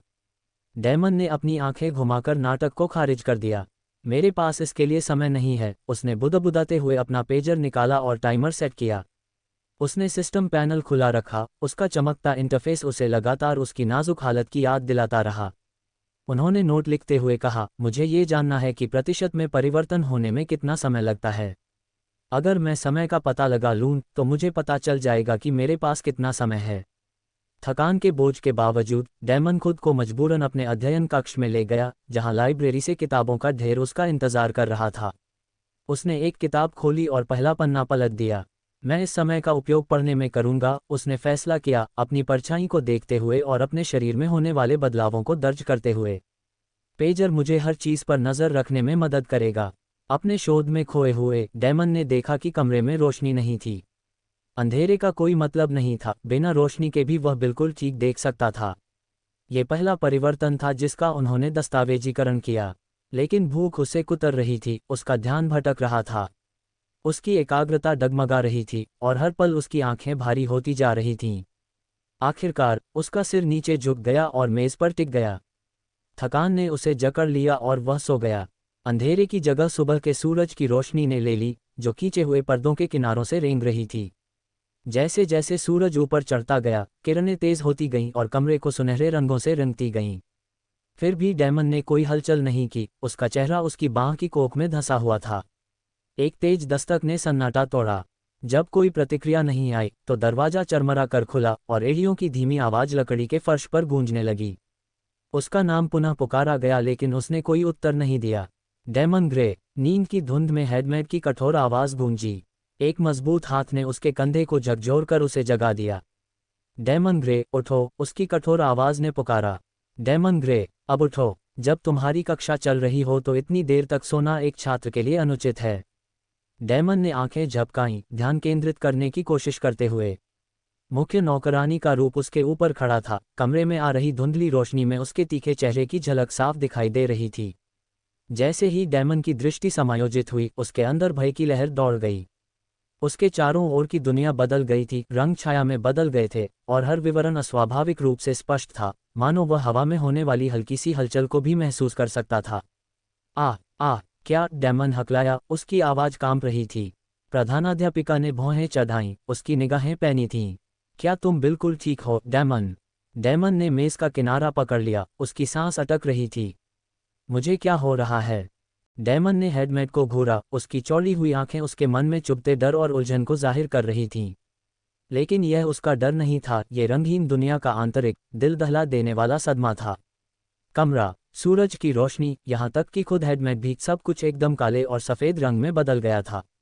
बस हेडमेट की संदूक ही अपवाद थी, जहाँ एक जीवंत, सुनहरी चमक मंद मंद चमक रही थी, जो इस एकरंगी अस्तित्व में अजीब सी लग रही थी। अपने आप को स्थिर करने की कोशिश करते हुए उसने गहरी सांस ली और उसके हाथ कांपने लगे। हेडमेट पर इस बदलाव का कोई असर नहीं पड़ा, उसका कठोर व्यवहार जस का तस बना रहा। वह एक लंबी, शांत महिला थी, जिसके लंबे काले बाल उसकी पीठ पर करीने से लटके हुए थे और तीखी, अंबर जैसी आंखें जो हमेशा उसे भेदती हुई प्रतीत होती थीं। उसकी वर्दी एकदम साफ सुथरी थी, जिस पर अकादमी का प्रतीक चिन्ह वाला एक ब्रोच लगा था। एक छोटी सी बात जिस पर डेमन ने पहले कभी ध्यान नहीं दिया होगा, लेकिन अब वह उसे आश्चर्यजनक स्पष्टता से देख सकता था। डेमन ग्रे, क्या तुम ठीक हो? मटिल्डा की आवाज़ दृढ़ थी, हालांकि जब उसने डेमन को घूरते हुए देखा तो उसकी आंखें सिकुड़ गईं। सुनहरी चमक ने उसे मोहित कर लिया, मानो चुंबकीय आकर्षण से उसकी निगाहें उसकी ओर खींच रही हों। उसका मुंह खुला का खुला रह गया और उसे ये देखकर डर लगा कि उसके होठों से लार की स्पष्ट नमी टपक रही है। हाँ मिस मटिल्डा, मैं ठीक हूँ, उसने बुदबुदाते हुए खुद को उसकी छाती से अपनी आंखें हटाने के लिए मजबूर किया। कमरे की एकरंगी अवस्था अभी भी भारी लग रही थी। खिड़कियों से आती धूप में सामान्य गर्माहट गायब थी, वह ठंडी और बेरंग लग रही थी। फिर भी किसी तरह डेमन को अब भी हर चीज़ के असली रंग पता थे। उसकी मेज़ की पॉलिश की हुई महोगनी, खिड़की पर हल्के से झूलते नेवी ब्लू पर्दे। उसकी नज़र बेहद तेज थी, यहाँ तक कि खिड़की के फ्रेम पर ओस की बूंदें, जो बाहरी दुनिया की धुंधली विकृत छवियां दिखा रही थीं, भी आश्चर्यजनक रूप से साफ थीं। मुझे क्या हो रहा है? उसने सोचा, उसका दिमाग तेजी से घूम रहा था। सामने तैरते सिस्टम पैनल पर एक नज़र पड़ते ही उसका पेट बैठ गया। उसकी छाया भूख खतरनाक स्तर तक पहुंच गई थी। मटिल्डा की आवाज़ ने उसकी घबराहट को तोड़ दिया, चिड़चिड़ाहट स्पष्ट थी। डेमन ग्रे, दूर तक देखना बंद करो और उठो। तुम्हारे पास तैयार होने के लिए 15 मिनट हैं। उसके बाद, बाहर जाने से पहले तुम्हारे पास खाने के लिए 5 मिनट होंगे। इस तरह तुम्हारे पास कुल 20 मिनट होंगे। अब चलो। उसके तीखे स्वर ने उसे झकझोर दिया। हाँ, मैं तैयार हो जाऊंगा, वह हकलाते हुए बोला, अपने पैरों पर खड़ा हुआ और बाथरूम की ओर भागा। मटिल्डा ने हल्की सी भौहें चढ़ाते हुए उसके कमरे में चारों ओर नज़र दौड़ाई और उसकी बेदाग हालत पर गौर किया, जो नौकरानियों की कुशलता का प्रमाण था। वह जाने के लिए मुड़ी, लेकिन दरवाज़ा बंद करने से ठीक पहले रुक गई। उसकी भौहें सिकुड़ी हुई थीं। क्या उसकी आंखों का रंग बदल गया? मुझे यकीन है कि पहले उसकी आंखें नीली थीं। वह दूर जाते समय भी यही विचार उसके मन में बना रहा। डेमन की अजीब काली आंखों की यादें उसके मन में कौंध रही थीं। बाथरूम में डेमन ने जोर से दरवाज़ा बंद कर लिया। उसकी सांसें छोटी छोटी कांपती हुई चल रही थीं। उसकी नज़र दीवार पर अपनी परछाई पर पड़ी। पहले तो वह सामान्य लगी, हमेशा की तरह उसकी हरकतों की नकल कर रही थी। लेकिन फिर उसमें गड़बड़ी आ गई। यह उसकी कल्पना नहीं थी। छाया बेतरतीब ढंग से टिमटिमा रही थी, उसके किनारे टेढ़े मेढ़े और विकृत हो रहे थे। एक पल वह वहां थी, अगले ही पल, मानो पलक झपकते ही पल भर के लिए अस्तित्वहीन हो गई, फिर पहले से भी कमज़ोर होकर लौट आए। उसकी सामान्य चंचल भंगिमाएं गायब थीं, उनकी जगह एक कमज़ोर शांति ने ले ली थी जो बेहद बेचैन कर देने वाली थी। डेमन की सांस गले में अटक गई। उसने सिस्टम पैनल पर फ़ोन किया। उसके पेट में डर का माहौल था। छाया भूख स्तर 80%। स्थिति छाया भूख ही है। उसके पेट में मानो एक गहरा खोखला दर्द भड़क उठा। उसका शरीर भारी भारी सा महसूस हो रहा था। भूख की तपिश उसके अंदर से निकल रही थी। उसने अपना सिर कमजोरी से हिलाया और उस भावना को दूर करने की कोशिश की। इसे एक साथ लाओ, उसने खुद से बुदबुदाया। उसने जल्दी से नहाया। ठंडे पानी से उसे कोई खास ताजगी नहीं मिली। नहाकर उसने अपनी साफ सुथरी अकादमी की वर्दी पहनी और प्रोफेसर केल ब्लैकथॉर्न द्वारा दिए गए ब्रोच को सावधानी से अपनी छाती पर लगाया। Pub future ads. बाहर निकलने से पहले डेमन ने खुद को आईने में देखा। उसकी काली आंखें मुझे घूर रही थीं, उनका पुराना नीलापन गायब था, आंखों के नीचे गहरे काले घेरे थे। एक गहरी सांस लेते हुए उन्होंने अपनी वर्दी को ठीक किया, ये सुनिश्चित करते हुए कि यह ठीक से फिट हो और उनकी उपस्थिति पर अनावश्यक ध्यान आकर्षित न हो। मुझे भीड़ भाड़ वाले इलाकों से बचना होगा, उसने गंभीरता से सोचा। जब वह बाथरूम से बाहर निकला और नीचे की ओर चला गया, उसका दिमाग पहले से ही अपनी नई वास्तविकता की जटिलताओं के साथ दौड़ रहा था। डेमन लिफ्ट में चढ़ा, उसकी उंगलियां जमीन पर जाने का बटन दबाते हुए हल्की सी कांप रही थीं। मशीनों की धीमी गड़गड़ाहट उसके अंदर उठ रहे तूफान को शांत करने में कोई मदद नहीं कर रही थी। जैसे ही दरवाजे खुले वह इमारत से बाहर निकलने के इरादे से आगे बढ़ा, तभी एक नौकरानी ने उसे आवाज़ दी। उसकी विनम्र लेकिन दृढ़ आवाज़ ने उसे उसके विचारों से बाहर निकाला। अनिच्छा से वह उसके पीछे हॉल से होते हुए भोजन कक्ष की ओर चला गया। चलते चलते डेमन उसकी छाती से निकलती हल्की सुनहरी चमक को नज़रअंदाज नहीं कर सका। ये वैसी ही थी जैसी उसने हेडमेड में देखी थी, एक गर्म अलौकिक रोशनी जिसने उसके भीतर किसी आदिम चीज़ को जगा दिया। अनायास ही उसके मुंह में पानी आ गया और किसी मनमोहक चीज़ की हल्की सी खुशबू उसके होश उड़ा गई। भूख ने उसे जकड़ लिया। एक पल के लिए उसके मन में हमला करने की एक बेकाबू इच्छा भड़क उठी, एक गहरी फुसफुसाहट उसे आगे बढ़ने के लिए उकसा रही थी। नहीं, उसने तेजी से अपना सिर हिलाया और खुद को वास्तविकता में वापस लाने के लिए मजबूर किया। नौकरानी उसे एक छोटी सी मेज़ पर ले गई जहां साधारण नाश्ते का इंतजाम था। बोलने से पहले उसने आदरपूर्वक सिर झुका लिया। तुमने कल नाश्ता नहीं किया। प्रधानाध्यापिका आज नाश्ता करने पर जोर दे रही हैं। उसका स्वर थोड़ा नर्म हो गया। उसने ये भी कहा कि वह पिछली रात छात्रावास से आपकी अनुपस्थिति को माफ़ करने को तैयार है। डेमन ने पलकें झपकाईं, क्षण भर के लिए विचलित। वह उसकी धड़कनें सुन सकता था, उसकी नसों में दौड़ते रक्त की लयबद्ध धड़कन। उसकी आत्मा की सुनहरी चमक ने उसे मोहित कर लिया, लेकिन उसने अपनी निगाहें नीचे कर ली। उसे अपनी आंखों में भूख नहीं दिखाने देना चाहता था। नौकरानी अपना संदेश देने के बाद पीछे हट गई और कमरे से बाहर जाने से पहले थोड़ा झुकी। उसकी अनुपस्थिति ने उसे उसके शब्दों को समझने में स्पष्टता दी। उसे कैसे पता चला? वह आश्चर्य से बोला, उसकी भौहें भ्रम में सिकुड़ गईं। हेडमेड होने के नाते मटिल्डा का कर्तव्य था कि वह हॉल्स के सभी छात्रों की, यहाँ तक कि उसके जैसे किसी भी छात्र की, निगरानी करे। लेकिन डेमन इस सवाल से बच नहीं पाया कि उसे उसके कामों की इतनी परवाह क्यों थी। उसके पेट में गड़गड़ाहट हुई, उसके विचारों में खलल पड़ा। थके हुए भाव के साथ उसने सामने रखा खाना झपट लिया। कुछ ही पलों में खाना खत्म हो गया, इतनी तेजी से कि वह खुद भी चौंक गया। फिर भी उसके पेट में एक खोखला दर्द बना रहा। चाहे वह कितना भी खा ले, कोई फर्क नहीं पड़ता था। यह अतृप्त भूख शारीरिक नहीं थी, ये कहीं ज्यादा गहरे जख्म से उपजी थी। उसकी नज़रें दूसरों की छातियों से निकलती उस हल्की सुनहरी रोशनी पर पड़ीं। हर एक चमक पोषण की फुसफुसाहट थी और वह अब सच्चाई से इनकार नहीं कर सकता था। मुझे पता है कि मेरी परछाई क्या चाहती है, उसने गंभीरता से सोचा। और यह अच्छा नहीं है। खाली प्लेट एक तरफ धकेलते हुए डेमन अचानक खड़ा हो गया। उसकी आंखों के नीचे काले घेरे छा गए थे और उसकी कभी तीखी उदास नज़र थकान से धुंधली पड़ गई थी। बिना कुछ कहे वह डाइनिंग रूम से बाहर निकल गया और छात्रावास से बाहर निकल गया। बाहर कदम रखते ही सुबह की तेज हवा उसका स्वागत कर रही थी। जैसे ही वह अकादमी के मुख्य चौक पर पहुंचा, अचानक उसे बिजली की तरह झटका लगा। उसकी सांसें गले में अटक गईं, उसकी संवेदनाएं एक पल में तेज हो गईं और उसके आसपास की दुनिया मानो हिल गई। कुछ गड़बड़ थी, बहुत बुरी तरह गड़बड़, और उसके अंदर का साया एक खौफनाक आशंका से हिल उठा। डेमन वहीं जड़वत खड़ा रहा जब छात्र उसके पास से गुजरे। उनकी बकबक एक धीमी गुनगुनाहट में बदल गई। उसकी सांसें अटक गईं, पुतलियां फैल गईं, उसकी आंखों का कालापन अस्वाभाविक रूप से फैल गया, मानो वे सारा प्रकाश सोख लेना चाहती हों। उसके खुले होंठों से लार की एक लंबी धार बह रही थी, जो किसी को नजर नहीं आई क्योंकि उसकी नज़र भीड़ पर टिकी थी। उसकी एकरंगी दुनिया में उनकी आत्माओं की जीवंत चमक असहनीय थी, उज्ज्वल, लुभावना, और उसे उन्हें निगल जाने के लिए आमंत्रित कर रही थी। उसके पैरों के नीचे उसकी परछाई अस्वाभाविक रूप से ऐंठ रही थी, अंधेरे की लंटें धुएं की तरह कुंडलित होकर उसके चारों ओर जमीन की ओर बढ़ रही थीं। उसने हिंसक प्रतिक्रिया व्यक्त की, मानो कोई शिकारी अपने शिकार को नकार रहा हो। उसकी अनियमित हरकतें डेमन की अपनी आंतरिक उथल-पुथल को प्रतिबिंबित कर रही थीं। उसने धीरे से, सोच समझकर एक कदम आगे बढ़ाया। उसका हाथ पास खड़े एक छात्र की ओर बढ़ा।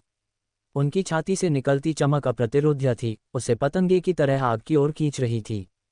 उसकी आंखें और भी गहरी हो गईं और उसकी निगाहों में एक शिकारी चमक उभर आई। छात्र को छूने से कुछ इंच पहले ही डेमन ठिठक गया। स्पष्टता की एक लहर ने उसे ठंडे पानी के छींटे की तरह झकझोर दिया। वह घुटनों के बल गिर पड़ा और अपने पेट को इस तरह पकड़ लिया जैसे वह अपने अंदर उठ रही तीव्र भूख को नियंत्रित करने का प्रयास कर रहा हो। कुछ गुजरते हुए छात्र रुक गए और चिंतित भाव से उसकी ओर देखने लगे। उनकी घूरती निगाहों का भार उसे झकझोरने के लिए काफी था। वह अपने पैरों पर खड़ा हुआ और लड़खड़ाते हुए चौक से भागा।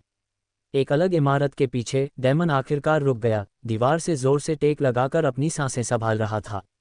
उसकी छाती धड़क रही थी, उसका दिल उसके कानों में धड़क रहा था।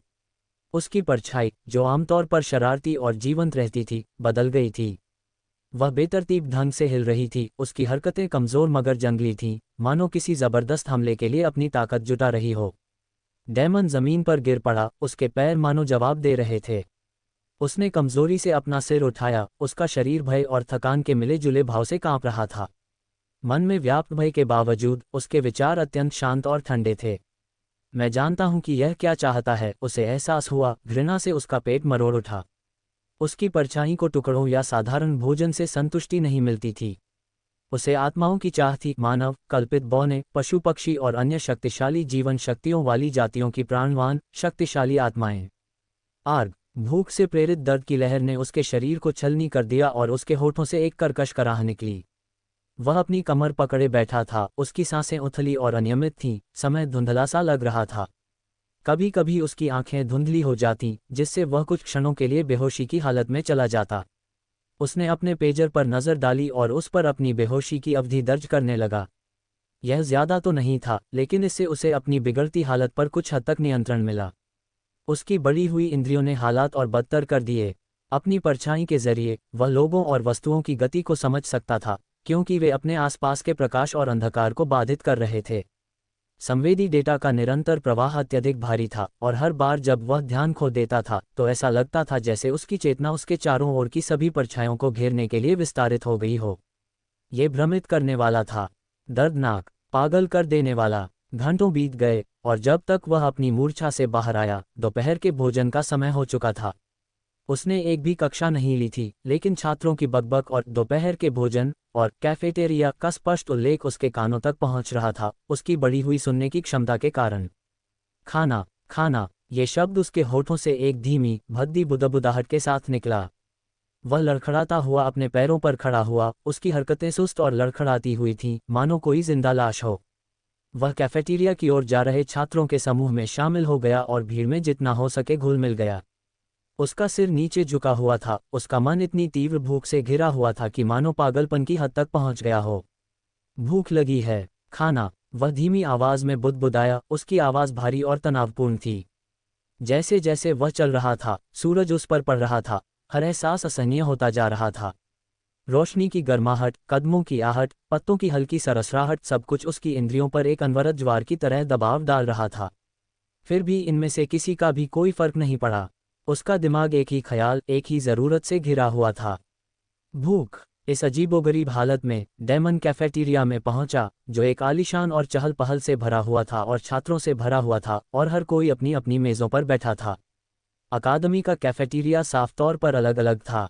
पब फ्यूचर एड्स, पहली मंजिल पर आम लोगों और वंचित छात्रों के लिए लंबी सामुदायिक मेज़ें थीं। दूसरी मंजिल पर विशिष्ट गोल मेज़ें थीं, जो धनी और मध्यम स्तरीय कुलीन वर्ग के लिए आरक्षित थीं। लेकिन विलासिता का शिखर तीसरी मंजिल पर था, पारदर्शी कांच की दीवारों से घिरा एक क्षेत्र। इस विशिष्ट खंड में प्रवेश के लिए पेजर स्कैन करना पड़ता था।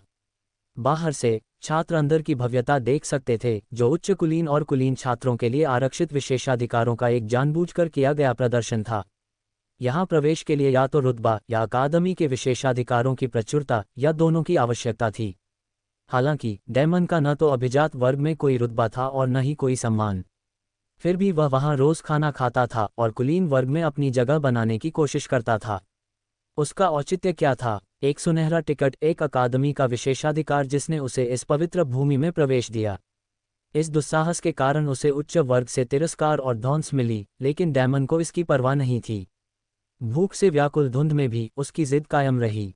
बिना किसी हिचकिचाहट के वह कांच के दरवाजे के पास पहुंचा। उसके होंठों पर एक हल्की, कड़वी मुस्कान थी और उसके मन में आत्मसंतुष्ट रईसों का ख्याल कौंध रहा था। भूखा आदमी क्रोधित भी होता है, और डैमन दोनों ही था। उसने अपना पेजर निकाला और उसे सेंसर पर पटका। दरवाज़ा एक यांत्रिक गूंज के साथ खुल गया। वह उन तिरस्कार भरी निगाहों को नज़रअंदाज करते हुए अंदर चला गया जो उसकी पीठ पर लगी थीं। आमतौर पर वह काउंटर पर जाकर खुद ही खाना परोसता, लेकिन आज उसमें ऊर्जा की कमी थी। उसके पैर शीशे जैसे जकड़े हुए थे और भूख से उसका दिमाग धुंधला गया था। कुर्सी पर गिरते हुए डैमन ने मेज़ के नीचे हाथ डाला और एक छोटा सा बटन दबाया, जिससे एक नौकरानी बुलाई गई। वह औरत तुरंत पास आए, उसके कदम उसके कांपते शरीर को देखकर झिझक रहे थे। उसने उसकी तरफ देखा तक नहीं, अपना सिर नीचे झुकाए रखा, जबकि उसका शरीर भूख के दबाव से कांप रहा था। खाना, वह गुर्राया, उसकी आवाज़ धीमी और जंगली थी। नौकरानी ने जल्दी से सिर झुकाया, उसके स्वर की कच्ची, आदिम धार को देखकर उसके चेहरे पर भय की झलक दिखाई दी। आप क्या खाना चाहेंगे? उसने सावधानी से पूछा। खाना, अभी? हाँ हाँ, तुरंत। वह जल्दी से चली गई और कुछ ही देर बाद बर्तनों से लदी एक सर्विस ट्रॉली लेकर लौटी। डैमन ने प्लेटें सजाते हुए उसके जाने का इंतजार नहीं किया। जैसे ही प्लेटें मेज पर लगी, उसने खाना चट करना शुरू कर दिया और बेतहाशा उसे मुंह में डालने लगा। और उसने बीच में ही पूछा, और नौकरानी ने घबराहट में सिर हिलाते हुए चिल्लाया, हाँ, अभी। वह डैमन की मेज पर और भी खाना लाने के लिए दौड़ी दौड़ी आई। लेकिन चाहे वह कितना भी दे, वह कभी भी पर्याप्त नहीं होता था। डैमन एक भूखे जानवर की तरह खाता था, उसकी मेज पर खाने की आदतें बिल्कुल गायब थीं, खाना मेज और जमीन पर बिखर जाता था। उनके उन्मत्त व्यवहार ने शीघ्र ही अन्य छात्रों का ध्यान आकर्षित कर लिया, जिनमें से अधिकांश कुलीन थे। क्या जानवर है? ऐसे जंगली जीव को यहाँ किसने आने दिया? घिनौना। उद्धरण चिन्ह अल्पविराम डॉट डॉट उद्धरण चिन्ह। बुदबुदाहट तेज होती गई, लेकिन डैमन ने उन्हें अनसुना कर दिया। उसे परवाह नहीं थी कि वे क्या सोचते हैं। जब तक वे उसे छू नहीं लेते, वह जाने देता। अपनी मेज से लियोना वेलेफियर चमकती आंखों से देख रही थी। उस जानवर के सामने खाने का एक बड़ा ढेर लगा था, लेकिन उसकी दिलचस्पी पूरी तरह से डैमन पर केंद्रित थी। डैमन जितना ज्यादा खाता, उतनी ही ज्यादा निराशा उसमें भरती जाती। चाहे वह कितना भी खा ले, उसकी भूख बनी रहती, एक ऐसा खालीपन जिसे कोई भर नहीं सकता था। उसके अंदर निराशा बढ़ती जा रही थी, जो कच्चे गुस्से में उबल रही थी। एक कर्कश घुरघुराहट के साथ डैमन अचानक उठा और एक भयानक ताकत के साथ मेज को कमरे में कई मीटर दूर फेंक दिया। वह काउंटर से टकराई, जिससे कांच टूट गया और खाना इधर उधर बिखर गया। कैफेटेरिया में सन्नाटा छा गया, अन्य छात्र इस शक्ति प्रदर्शन को देखकर स्तब्ध रह गए। डैमन की आंखें पागलों की तरह चमक रही थीं, वह कमरे को घूर रहा था, उसकी सांसें तेज थीं। उसकी नज़र में आने वाला हर व्यक्ति उसे शिकार जैसा लग रहा था, असहनीय रोशनी से चमक रहा था। भोजन, भोजन, हर जगह भोजन है। उसने बड़ी मुश्किल से निगला, उस आदिम इच्छा से लड़ते हुए जो उसे घेरने की धमकी दे रही थी। खुद को मोड़ने के लिए मजबूर करते हुए वह कैफेटेरिया से भागा और अकादमी में अंधाधुंध दौड़ता रहा, जब तक कि वह एक सुनसान गलियारे में नहीं पहुंच गया। वह लड़खड़ाते हुए रुक गया और दीवार से जोर से टिक गया। भूखा, बहुत भूखा हूँ, वह बुदबुदाया, उसकी आवाज़ मुश्किल से सुनाई दे रही थी। जैसे ही वह आगे बढ़ा, उसका कंधा किसी से टकरा गया। मेरे रास्ते से हट जाओ। उसने उस व्यक्ति को इतनी जोर से धक्का दिया कि वह दीवार से टकरा गया। जब डैमन ने ऊपर देखा, तो उसकी आंखें चौड़ी हो गईं। उसके सामने एक चकाचौंध कर देने वाला प्रकाश स्रोत खड़ा था, जो अब तक उसने देखी किसी भी आत्मा से कहीं ज्यादा चमकीला था। उसका पेट दर्द से ऐंठ गया, दिमाग धुंधला गया। अब उसका कोई बस नहीं था। भूख ने उसे पूरी तरह से जकड़ लिया था और वह आगे की ओर झपटा, उसकी सहज प्रवृत्ति पूरी तरह से हावी हो गई। इवांगेलिन ब्राइटवाटर वहीं जम गई, उसके चारों ओर की चमकदार रोशनी लगभग अंधा कर देने वाली क्रोधाग्नि के साथ तीव्र होती जा रही थी। उसकी पैनी निगाहें उस पर टिकी थीं, क्रोध और आक्रोश का मिश्रण उसके सुंदर चेहरे पर झलक रहा था। तुम्हारी हिम्मत कैसे हुई? इवांगेलिन कैफेटेरिया जाने की अपनी आदत से चूक गई थी। प्रोफेसर केल ब्लैकथॉर्न ने उसे बुलाया था और अभी अभी अपना काम निपटा कर वह अब कागजों का ढेर हाथ में लिए हॉल में तेजी से चल रही थी। उसका ध्यान दस्तावेजों पर था और उसका तेज दिमाग प्रोफेसर के निर्देशों को समझ रहा था। जैसे ही वह एक मोड़ पर मुड़ी, उसे लगा कि वह किसी से टकरा गई है। टक्कर से वह अचंभित रह गई, और इससे पहले कि वह कुछ समझ पाती, उसे जोर से दीवार से टकराया गया। वह हौंफ उठी, ठंडे पत्थर की चुभन उसकी पीठ तक पहुंच गई। इस अचानक हुए इस सब से वह स्तब्ध और क्रोधित हो गई। किसी ने भी उसके साथ इतनी जबरदस्त बेइज्जती नहीं की थी। उसने खुद को दीवार से धकेला, उसकी पन्ने जैसी आंखों में गुस्सा भड़क रहा था, और वह अपराधी का सामना करने के लिए मुड़ी। जब उसकी नज़र उसके चेहरे पर पड़ी, तो उसके मन में उसे पहचानने की एक झलक उभरी। वह उसका नाम नहीं जानती थी, पर उसे याद था, वह वही लड़का था जिसने सिल्विया मूनवेल के साथ उसकी लड़ाई के दौरान छिटपुट गोलियों से आसानी से बच निकला था। उस समय उसमें कुछ अजीब था, कुछ मायावी। लेकिन अब जब उसने उसकी तरफ देखा, तो उसे अपनी रीढ़ में एक ठंडी सी दौड़ती हुई महसूस हुई। उसकी आंखें काली थीं, उसके होंठ मुड़े हुए थे, और जिस तरह से वह उसे घूर रहा था, वह बिल्कुल भी इंसानी नहीं था। उसकी निगाहें जंगली, ठंडी और बेहद शिकारी थीं। लगभग सहज ही वह सीधी खड़ी हो गई, उसकी आवाज़ में आक्रोश था। तुम्हारी हिम्मत कैसे हुई? उसके शब्द उसके होठों से पूरी तरह निकलने से पहले ही वह आगे की ओर झपटा। यह हरकत इतनी अचानक थी कि इवांगेलिन का दिमाग एक पल के लिए सुन्न हो गया। उसका शरीर खुद को बचाने के लिए तना, लेकिन उसके पहुंचने से ठीक पहले वह रुक गया। वह वहीं जम गया, जोर जोर से कांप रहा था, उसका हाथ उसके सिर को पकड़े हुए था। क्षमा मांगना, डैमन ने धीमी आवाज में फुसफुसाया, उसकी आवाज हल्की सी कर्कश थी। उसने उसकी तरफ देखा तक नहीं, उसका चेहरा दर्द और हताशा से विकृत हो गया था। इवांगेलिन उलझन में पलकें झपकाने लगी, उसका गुस्सा पल भर के लिए बेचैनी में बदल गया। उसने उसे गौर से देखा, गौर किया कि कैसे उसकी परछाई उसके पैरों के नीचे अस्वाभाविक रूप से तड़प रही थी, काली लताएं उठ रही थीं और जमीन में धंस रही थीं मानो जिंदा हों। उसे ये देखकर आश्चर्य हुआ कि वह पीछे हटने लगा, उसकी हरकतें अकड़ और तनावपूर्ण थीं। वह जाने की कोशिश कर रहा था। उसका गुस्सा एक बार फिर भड़क उठा। उसने मुझे धक्का दिया और सोचता है कि बिना कोई कारण बताए यूं ही चला जाएगा। इंतजार। वह आगे बढ़ी और उसका कंधा पकड़कर उसे रोकने लगी। यही वह क्षण था जब सब कुछ उजागर हो गया। जैसे ही उसका हाथ उसके हाथ से छू गया, डैमन अकड़ गया। इस अनुभूति ने यादों की बाढ़ ला दी, वे पल जब मार्कस और उसके साथियों ने उसका मजाक उड़ाया था, उसे पीटा था और अपमानित किया था। उसके भीतर क्रोध की एक चिंगारी भड़क उठी, जिसने उसके नाजुक संयम को ऐसे भस्म कर दिया जैसे खुली आग में तेल डाला जाता है। उसका शरीर हिंसक रूप से कांपने लगा तथा उसकी आंखें और भी अंधेरी हो गईं, क्योंकि उसके चारों ओर अराजक रूप से परछायां उठने लगीं।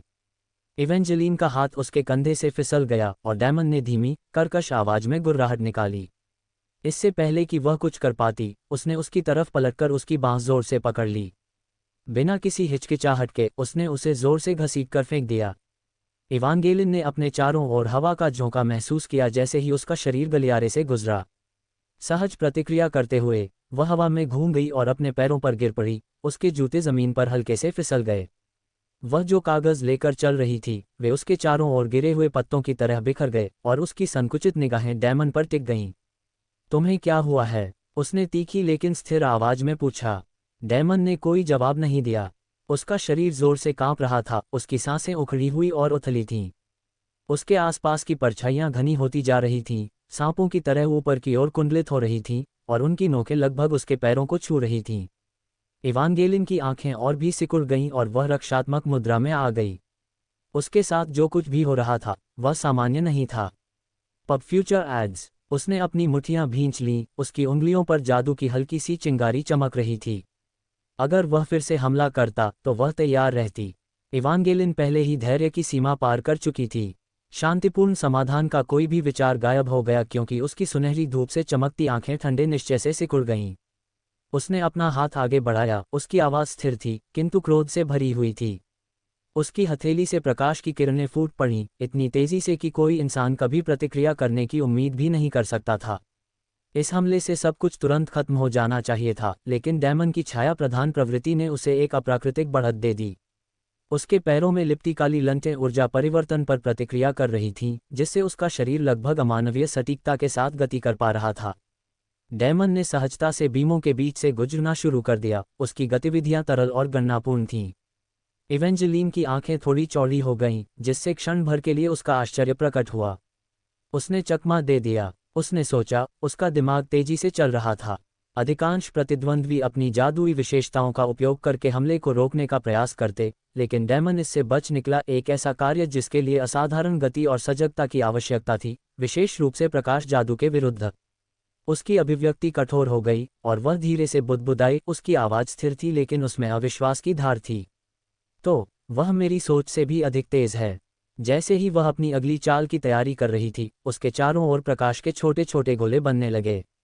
प्रकाश जादू, शानदार चिंगारियां। गोले तेजी से आगे की ओर उछले, एक चकाचौंध कर देने वाली रोशनी की बौछार सीधे डैमन पर निशाना साध रही थी। हर प्रक्षेप्य तोप के गोले की तरह हवा में तेजी से उछला और टकराने पर उसकी चमक दीवारों और जमीन को झुलसा रही थी। डैमन की जंगली गुर्राहट और गहरी हो गई।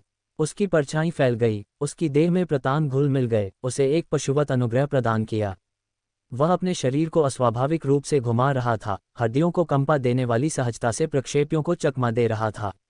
उसकी हरकतें तरल मगर अनियमित थीं, मानो कोई जानवर मानव शरीर रचना की सीमाओं से मुक्त हो। वह दीवारों, छत और फर्श के बीच दौड़ता रहा। उसकी फुर्ती इवांगेलिन ने अब तक देखी हुई किसी भी चीज से कहीं अधिक थी।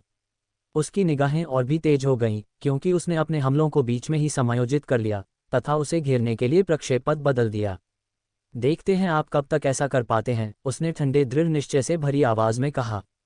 वह बहुत तेज है, उसने सोचा, उसकी हताशा बढ़ती जा रही थी। लियोना वेलेफिया जितना तेज तो नहीं, लेकिन उसकी फुर्ती उससे भी ज्यादा है।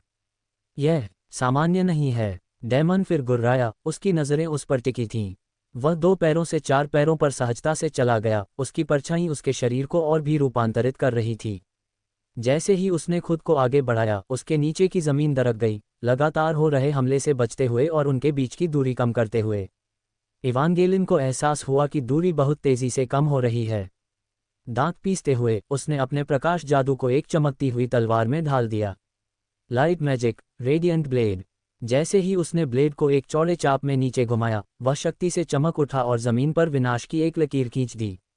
हालांकि डेमन बड़ी आसानी से उस वार से बच निकला, उसकी छाया वर्धित सजगता उसे इस नज़दीकी हमले से भी बचने में मदद कर रही थी। उसने फिर से तलवार घुमाई, लेकिन इस बार उसने अपने हाथ के एक सोचे समझे प्रहार से उसकी तलवार को विक्षेपित कर दिया तथा ब्लेड को एक और धकेल दिया। इवांगेलिन ने बिना किसी हिचकिचाहट के सीधे उस पर प्रकाश जादू की एक सघन किरण छोड़ी। डेमन झुका और फिर आगे की ओर उछला, उसका पैर एक उड़ती हुई किक के साथ इवांगेलिन पर जा लगा। उसने समय रहते अपनी दोनों बाहें क्रॉस करके वार को रोक लिया, हालांकि वार की वजह से वह कई फीट पीछे खिसक गई। जैसे ही उसने अपने पैर जमाए, उसकी धड़कनें तेज हो गईं और उसने अपनी चमकती तलवार को कसकर पकड़ लिया। डेमन रुकने का नाम नहीं ले रहा था। वह आगे बढ़ा, उसकी चाल अप्रत्याशित थी। इवांगेलिन ने अपनी तलवार अभ्यास के अनुसार सटीकता से घुमाई, लेकिन हर वार या तो चकमा दे गया या फिर पलट गया। वह मेरी चालें पढ़ रहा है। नहीं, बात उससे कहीं ज्यादा है। वह उनका अंदाजा लगा रहा है। उसे एहसास हुआ, उसके विचारों में निराशा घर कर गई।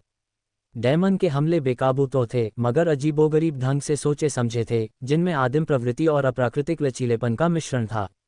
उसके घूंसे और लातें असंभव कोनों से आ रही थीं, जिससे उसका शरीर ऐसे मुड़ रहा था मानो उसमें कोई हड्डी ही न हो। इवांगेलिन ने बाईं ओर झुककर उसे अचानक पकड़ने की कोशिश की, लेकिन इवांगेलिन ने भांप लिया। उसका पैर उसकी कनपटी पर एक सटीक किक से लगा, और इससे पहले कि वह संभल पाती, उसकी हथेली उसके डायाफ्राम से टकराई, जिससे उसके फेफड़ों से हवा बाहर निकल गई। वह लड़खड़ाकर पीछे हटी, हौंफने लगी। एक क्षण के लिए उसकी दृष्टि धुंधली हो गई। अगली चीज जो उसने देखी, वह थी डेमन की एक और उल्टी हुई किक। इस बार ये पूरी ताकत से लगी और उसका शरीर जमीन पर गिरते ही उसकी आंखों के सामने अंधेरा छा गया। डेमन उसके ऊपर खड़ा था, उसकी सांसें भारी और अनियमित थीं। उसके मुंह से लार टपक रही थी और उसकी परछाई बेकाबू होकर तड़प रही थी। उसकी आंखें चमक रही थीं, उसकी चेतना उस आदिम भूख के नीचे दबी हुई थी जो उसे खा रही थी। वह उसके करीब आया, उसका हाथ उसकी गर्दन तक पहुंच गया। उसके द्वारा उत्सर्जित प्रकाश को कुचलने का प्रलोभन जबरदस्त था, लगभग सहज। लेकिन जैसे ही उसकी उंगलियां उसकी त्वचा से टकराईं, उसका शरीर हिंसक रूप से झटका खा गया। डेमन हौंफने लगा, अपना सिर पकड़ लिया जैसे ही एक तेज लहर में स्पष्टता लौट आए। उसके घुटने मुड़ गए और वह बेकाबू होकर कांपते हुए पीछे की ओर लड़खड़ा गया। नहीं, नहीं, वह बुदबुदाया, उसकी आवाज भारी और घबराहट से भरी हुई थी। वह अचानक मुड़ा और गलियारे में भाग गया, उसके कदमों की आहट गूंज रही थी। भागते हुए वह कई बार लड़खड़ाया, लेकिन खुद को आगे बढ़ाता रहा। डर उसके हर विचार पर हावी हो रहा था। वह तब तक दौड़ता रहा जब तक वह व्यस्त चौक तक नहीं पहुंच गया। वह अपना सिर नीचे झुकाए जंगल की ओर भागा। डेमन को पता नहीं था कि एक व्यक्ति बगल की इमारत की खिड़की से उसे देख रहा था। लाग बोनेया के होठों पर एक भयावह मुस्कान उभर आई, जबकि उसकी आंखें डेमन के पीछे हटते हुए रूप का पीछा कर रही थीं। तुम्हें ढूंढ लिया, ग्रे। वह बुदबुदाया, उसकी आवाज में द्वेष झलक रहा था। अपनी कलाई के एक सहज झटके से उसने अपने बगल की खिड़की खोली और बाहर छलांग लगा दी, तथा अपने नीचे उतरने के लिए हवा के जादू का प्रयोग किया। उसकी हरकतें सटीक और सोची समझी थीं। वह इमारतों और पेड़ों के बीच से फिसलता हुआ, भटकते छात्रों की नजरों से बचता हुआ, डेमन का पीछा करते हुए जंगल में जा रहा था। अकादमी के बाहरी इलाके से तेजी से गुजरते हुए डेमन की सांसें तेज थीं, उसके विचार अस्त व्यस्त धुंधले थे। उसका शरीर सहज प्रवृत्ति से गतिमान था, उसके पैर उसे जंगल की जानी पहचानी शरणस्थली की ओर ले जा रहे थे, एक ऐसी जगह जिसे वह अक्सर अपने प्रशिक्षण स्थल के रूप में इस्तेमाल करता था। जैसे ही वह रास्ता भटक गया, उसकी मंजिल का रास्ता उसके पैरों तले से गायब हो गया। पेड़ों की घनी छतरी उसे पूरी तरह से निगल गई। पत्तों से छनकर आती धूप जंगल के जमीन पर रोशनी और छाया का एक ऐसा टुकड़ा बना रही थी जो किसी और हालात में शायद शांत होता, लेकिन डैमन के लिए यह एक पीड़ादायक भूल भुलैया थी। उसकी काली सफ़ेद दृष्टि उसकी छाया के प्रति लगाव से और भी गहरी हो गई और उसे संवेदी आवेगों से अभिभूत कर दिया। पेड़ों की परछाइयां जीवंत थीं, अजीब ऊर्जा से स्पंदित, उस पर खंडित छवियों और संवेदनाओं की बौछार कर रही थीं। सूचना की विशाल मात्रा ज्वार की लहर की तरह उस पर टूट पड़ी। वह लड़खड़ा गया, उसके घुटने जमीन से टकराए। उसकी दुनिया बेकाबू होकर घूम रही थी और उसके होठों से एक दर्द भरी कराह निकली। खुद को सीधा करने की कोशिश करते हुए उसके हाथ कांप रहे थे, लेकिन एक ही लड़खड़ाते कदम के बाद वह फिर से गिर पड़ा। वह रेंगते हुए पास के पेड़ पर गया और उसकी खुरदरी छाल पर लेट गया। उसकी छाती धड़क रही थी। रुको, कृपया इसे रोको। उसकी आवाज़ मुश्किल से फुसफुसाहट थी, उस छाया से एक हताश विनती जो कभी उसकी सहयोगी थी। लेकिन साया कोई सांत्वना नहीं दे रहा था। जहां वह कभी उसकी इच्छाशक्ति का एक वफादार विस्तार थी, अब वह जमीन पर किसी जीवित प्राणी की तरह तड़प रही थी। उसकी बेतरतीब हरकतें डैमन के मन की उथल पुथल को दर्शा रही थीं। उसने अपना सिर कसकर पकड़ लिया, अपनी उंगलियां खोपड़ी में गड़ाए हुए, मानो वह अपनी अनुभूतियों के सैलाब को रोकने की कोशिश कर रहा हो। उसके आसपास की परछाइयां फुसफुसा रही थीं, उनकी आवाज़ें अस्पष्ट लेकिन पागल कर देने वाली लगातार थीं। हर निर्जीव परछाई अपनी अलग उपस्थिति लिए हुए थी, उत्तेजनाओं का एक ऐसा कोलाहल जिसने उसके विचारों को दबा दिया। ये क्यों नहीं रुकेगा? डैमन की पीड़ा और गहरी हो गई, उसका शरीर कांप रहा था क्योंकि वह भारी संवेदनाओं से जूझ रहा था। तभी उस अफरा तफरी के बीच एक आवाज़ उसके पास पहुंची, धीमी लेकिन स्पष्ट। पदचिह्न। किसी के पास आने की स्थिर लय उसकी बढ़ी हुई समझ में गूंज रही थी। हालांकि वह अभी भी दूर था, उसकी छाया भरी दृष्टि में घुसपैठिए की एक स्पष्ट छवि उभर रही थी। लागबोन्य जंगल में आत्मविश्वास से दौड़ रहा था। लाग की आत्मा से एक हल्की सी चमक निकली जिसने डैमन का ध्यान खींचा, मानो सायों के बीच एक प्रकाश स्तंभ हो। उस रोशनी को देखकर डैमन का गला रुंध गया, उसकी भूख बेकाबू हो गई। अपनी भूख को दबाते हुए उसने अपने दांत भींच लिए और उसके हाथ उसके सिर को और भी जोर से जकड़ने लगे। नहीं, नहीं, फिर कभी नहीं, उसने फुसफुसाते हुए कहा। उसकी आवाज़ भय से कांप रही थी। कदमों की आहट तेज होती गई, हर कदम डैमन की विकृत इंद्रियों में गूंज रहा था। कुछ ही देर में लाग पेड़ों से बाहर निकला, उसकी नज़र डैमन के गिरे हुए शरीर पर टिक गई।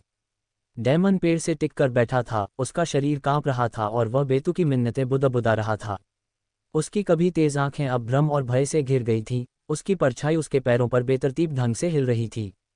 दृश्य को देखते हुए लाग के होठों पर एक धीमी, सोची समझी मुस्कान आ गई। तुम यहाँ हो, ग्रे? मैं कल से तुम्हें ढूंढ रहा था। लाग बोनेया की आवाज़ तीखी और उपहासपूर्ण थी। वह आत्मविश्वास से डैमन की ओर बढ़ा और अपने हाथ के एक सहज झटके से पवन जादू से बना एक कोड़ा बुलाया। तुम्हें सच में नहीं लगा था कि तुम मुझे लात मारकर भाग जाओगे, है ना? लाग ने व्यंग्य किया। तुम कितने खुशकिस्मत हो कि लॉर्ड ज़ैंडर ने मुझे उस समय रोक लिया। हे, हे, हे। डैमन पेड़ से टिककर बैठा था, उसका सिर नीचे झुका हुआ था और दोनों हाथ कनपटियों को पकड़े हुए थे। उसके चारों ओर परछाइयां बेतरतीब ढंग से टिमटिमा रही थीं, मानो जिंदा जीव हों। उसकी आवाज़ कमज़ोर थी, लगभग फुसफुसाहट जैसी। उद्धरण चिन्ह डॉट डॉट डॉट। तुम्हें भागना चाहिए। अगर यह 90% तक पहुंच गया तो मैं इसे रोक नहीं पाऊंगा। लाख रुक गया, डैमन की बुदबुदाहट पर आंखें सिकोड़ लीं। उसे यह अवज्ञा जैसा लगा, मानो डैमन अपनी कमज़ोर हालत में भी चुनौती दे रहा हो। तुम्हारे जैसे कमज़ोर व्यक्ति के लिए, ग्रे, तुम्हारा मुंह तो बड़ा ही बड़ा है, लाग ने पास आते हुए कहा। Pub future ads. आज जब मैं तुम्हारे साथ काम कर लूंगा तो तुम कभी भी अपने से बेहतर लोगों के सामने सिर नहीं उठा पाओगे। डैमन ने अपना सिर थोड़ा ऊपर उठाया, उसके चेहरे पर खोखली भावभंगिमा थी। उसकी नज़रें कुछ देर के लिए उस तरफ गईं जहां एक चमकता हुआ सिस्टम पैनल उसकी नज़र में टिमटिमा रहा था। छाया भूख का स्तर 89%। ये चेतावनी उसके दिमाग में घर कर गई, फिर भी उसकी आवाज़ नर्म और हताश थी। भाग जाओ, बस जाओ, ये भूखा है। लाग का चेहरा ठंडा पड़ गया, उसकी चिड़चिड़ाहट बढ़ती गई। अभी भी बकवास कर रहे हो, है ना? आज तुम्हें मुझसे कोई नहीं बचाएगा। उसने अपना पैर उठाया और डैमन की बगल में लात मारी, जिससे वह जंगल के ज़मीन पर गिर पड़ा। डैमन ढेर में जा गिरा, उसके कपड़ों पर सूखे पत्ते चिपके हुए थे। उसने बचने की कोशिश भी नहीं की, जहां गिरा वहीं पड़ा रहा। लाग के होंठ एक क्रूर मुस्कान में बदल गए। ओह, अब तुम दयनीय हो। चलो इस सबक को याद रखें।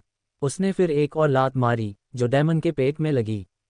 जोर से डैमन को खांसी आई, लेकिन वह निढाल रहा, उसका शरीर मुश्किल से ही कोई प्रतिक्रिया दे रहा था। तुम्हारी हिम्मत है कि तुम मेरी कमर में लात मारो मुझे, लाक बोनेया। लाक ने थूका, उसकी आवाज़ गुस्से से भर गई। जब मैंने तुम्हें उस खड्ड में फेंक दिया था तो तुम्हें मर जाना चाहिए था। लेकिन नहीं, तुम वापस आ गए, लॉर्ड ज़ैंडर के सामने मेरा अपमान किया और अब तुम सोचते हो कि तुम कुछ हो। तुम मरने के लायक हो। एक क्रूर हंसी के साथ उसने अपना चाबुक उठाया और डैमन की पीठ पर दे मारा। हवा का जादू डैमन की कमीज को चीरता हुआ उसकी त्वचा पर खून की पतली लकीरें छोड़ गया। डैमन की आंखें ठंडी हो गईं, उसका शरीर कांप रहा था, लाक के प्रहारों के दर्द से नहीं, बल्कि उस पर हमला कर रही संवेदी सूचनाओं की भारी बाढ़ से। उसका सिर धड़क रहा था, उसके चारों ओर परछाइयां बेतुकी फुसफुसा रही थीं, बाकी सब कुछ दबा रही थीं। उसकी आवाज़ मुश्किल से सुनाई दे रही थी जब वह बुदबुदाया, मैं बहुत थक गया हूँ, मुझे बहुत भूख लगी है। और फिर ये घटित हुआ। डिंग! ये ध्वनि डैमन के दिमाग में गूंज उठी और अराजकता को चीरती हुई चली गई। छाया भूख स्तर 90%। छाया भूखी हो गई है। सभी आंकड़े काफी बड़ा चढ़ाकर बताए गए हैं।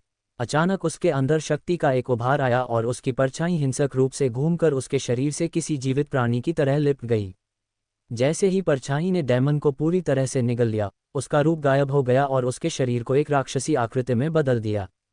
उसके हाथ उस्तरे जैसे तीखे पंजों में बदल गए, उसका मुंह नुकीले दांतों से भर गया और उसकी आंखें गायब हो गईं, उनकी जगह शुद्ध अंधकार का शून्य छा गया। वह खड़ा था, एक विशालकाय छायादार प्राणी जो दुष्ट भूख की आभा बिखेर रहा था। परिवर्तन तात्कालिक था। लाक एक कदम पीछे हट गया, उसकी बहादुरी उसकी चौड़ी आंखों के भय में बदल गई, क्योंकि वह अपने सामने मौजूद घृणित चीज को घूर रहा था। जी ग्रे, क्या क्या हो रहा है? वह हकलाते हुए बोला, उसकी आवाज कांप रही थी। छाया प्राणी ने अपना सिर झुकाया और एक धीमी, कर्कश गड़गड़ाहट निकाली जो पूरे जंगल में गूंज उठी। उसकी हरकतें अनियमित फिर भी सोची समझी थीं और उसमें से कच्ची, शिकारी शक्ति झलक रही थी। सहज ज्ञान से प्रेरित होकर लाक ने अपने वायु जादू से उस जीव की ओर एक तेज झोंका भेजा। लेकिन ये प्रहार उसके शरीर पर पूरी तरह से बेअसर रहा। साय ने पलटवार किया, उसके पंजे वाला हाथ आगे बढ़ा और लाक की बांह पकड़ ली। एक भयानक कुरकुर के साथ उसने उसकी कलाई की हड्डियां कुचल दीं। आह! लाक की चीख जंगल में गूंज उठी, वह दर्द से कराह रहा था, उसका दाहिना हाथ उसके बगल में लटक रहा था। साय ने उसे छोड़ दिया, उसका शरीर नीचे गिर गया, लेकिन उसका काला रूप उसकी पीड़ा देखकर परपीड़क हंसी से कांप उठा। लाक को एहसास हुआ कि उसके हमले बेकार थे, इसलिए वह भागने के लिए लपका और खुद को दूर धकेलने के लिए पवन जादू का सहारा लिया। लेकिन छाया तेज थी, वह अमानवीय गति से पेड़ों के बीच से तेजी से गुजरा और उसके ऊपर प्रकट हुआ। उसके पंजे वाले हाथ ने लाक का चेहरा जमीन पर पटक दिया और उसे जंगल की जमीन पर घसीटता हुआ ले गया। उसका चेहरा चट्टानों और जड़ों से रगड़ खाकर लहूलुहान और टूटा हुआ हो गया। उसने चीखने की कोशिश की, लेकिन साय ने उसे दबा दिया, उसकी आवाज़ बंद कर दी। फिर भयानक ताकत से उसने उसे उठाकर एक पेड़ पर पटक दिया। जोर से पेड़ का तना टूट गया और लाक अपने ही खून से लथपथ होकर तड़पने लगा। यह राक्षस! लाक ने रेंगते हुए दूर जाने की कोशिश करते हुए कर्कश स्वर में कहा। मैं इसकी रिपोर्ट इंक्विजिशन को करूंगा, बोनेया के नाम की कसम। छाया करीब आ गई और आगे बढ़ते हुए उसके पंजे आसपास के पेड़ों को चीरते चले गए। मैं भूखा हूं, उसने फुसफुसाते हुए कहा, आवाज कर्कश और अजनबी थी। लाक स्तब्ध रह गया, उसकी बहादुरी शुद्ध भय में बदल गई। जी ग्रे, प्लीज ऐसा मत करो, उसने गिड़गिड़ाते हुए कहा, उसकी आवाज़ भर्रा गई। मैं एक रईस हूँ, मैं तुम्हें लाखों ज़ेनी दूंगा, मुझे छोड़ दो, मैं कसम खाता हूँ, मैं तुम्हें फिर कभी परेशान नहीं करूँगा। साय ने कोई प्रतिक्रिया नहीं दी। उसका शून्य सा मुंह चौड़ा हो गया, उसके दांत चमक रहे थे और फिर उसने उसे जकड़ लिया। लाक की चीखें बंद हो गईं क्योंकि साय ने उसे पूरा निगल लिया, कोई निशान नहीं छोड़ा। एक क्षण के लिए जंगल शांत हो गया, फिर डैमन के शरीर से परछाइयां दूर हो गईं। वह घुटनों के बल गिर पड़ा, कांपते हुए जैसे ही उसने अपने शरीर पर नियंत्रण पाया। आपने लाक बोनेया को मार डाला है। आपको 5 विशेषता अंक प्राप्त हुए हैं। आपने कौशल 5x हासिल कर लिया है। आपकी छाया पूरी है। जैसे जैसे नोटिफिकेशन गायब होते गए, डैमन की सांसें अटकती गईं। उसके चेहरे पर आंसू बहने लगे और पीड़ा से उसकी आवाज़ भर्रा गई। आह! आह! क्या? आह!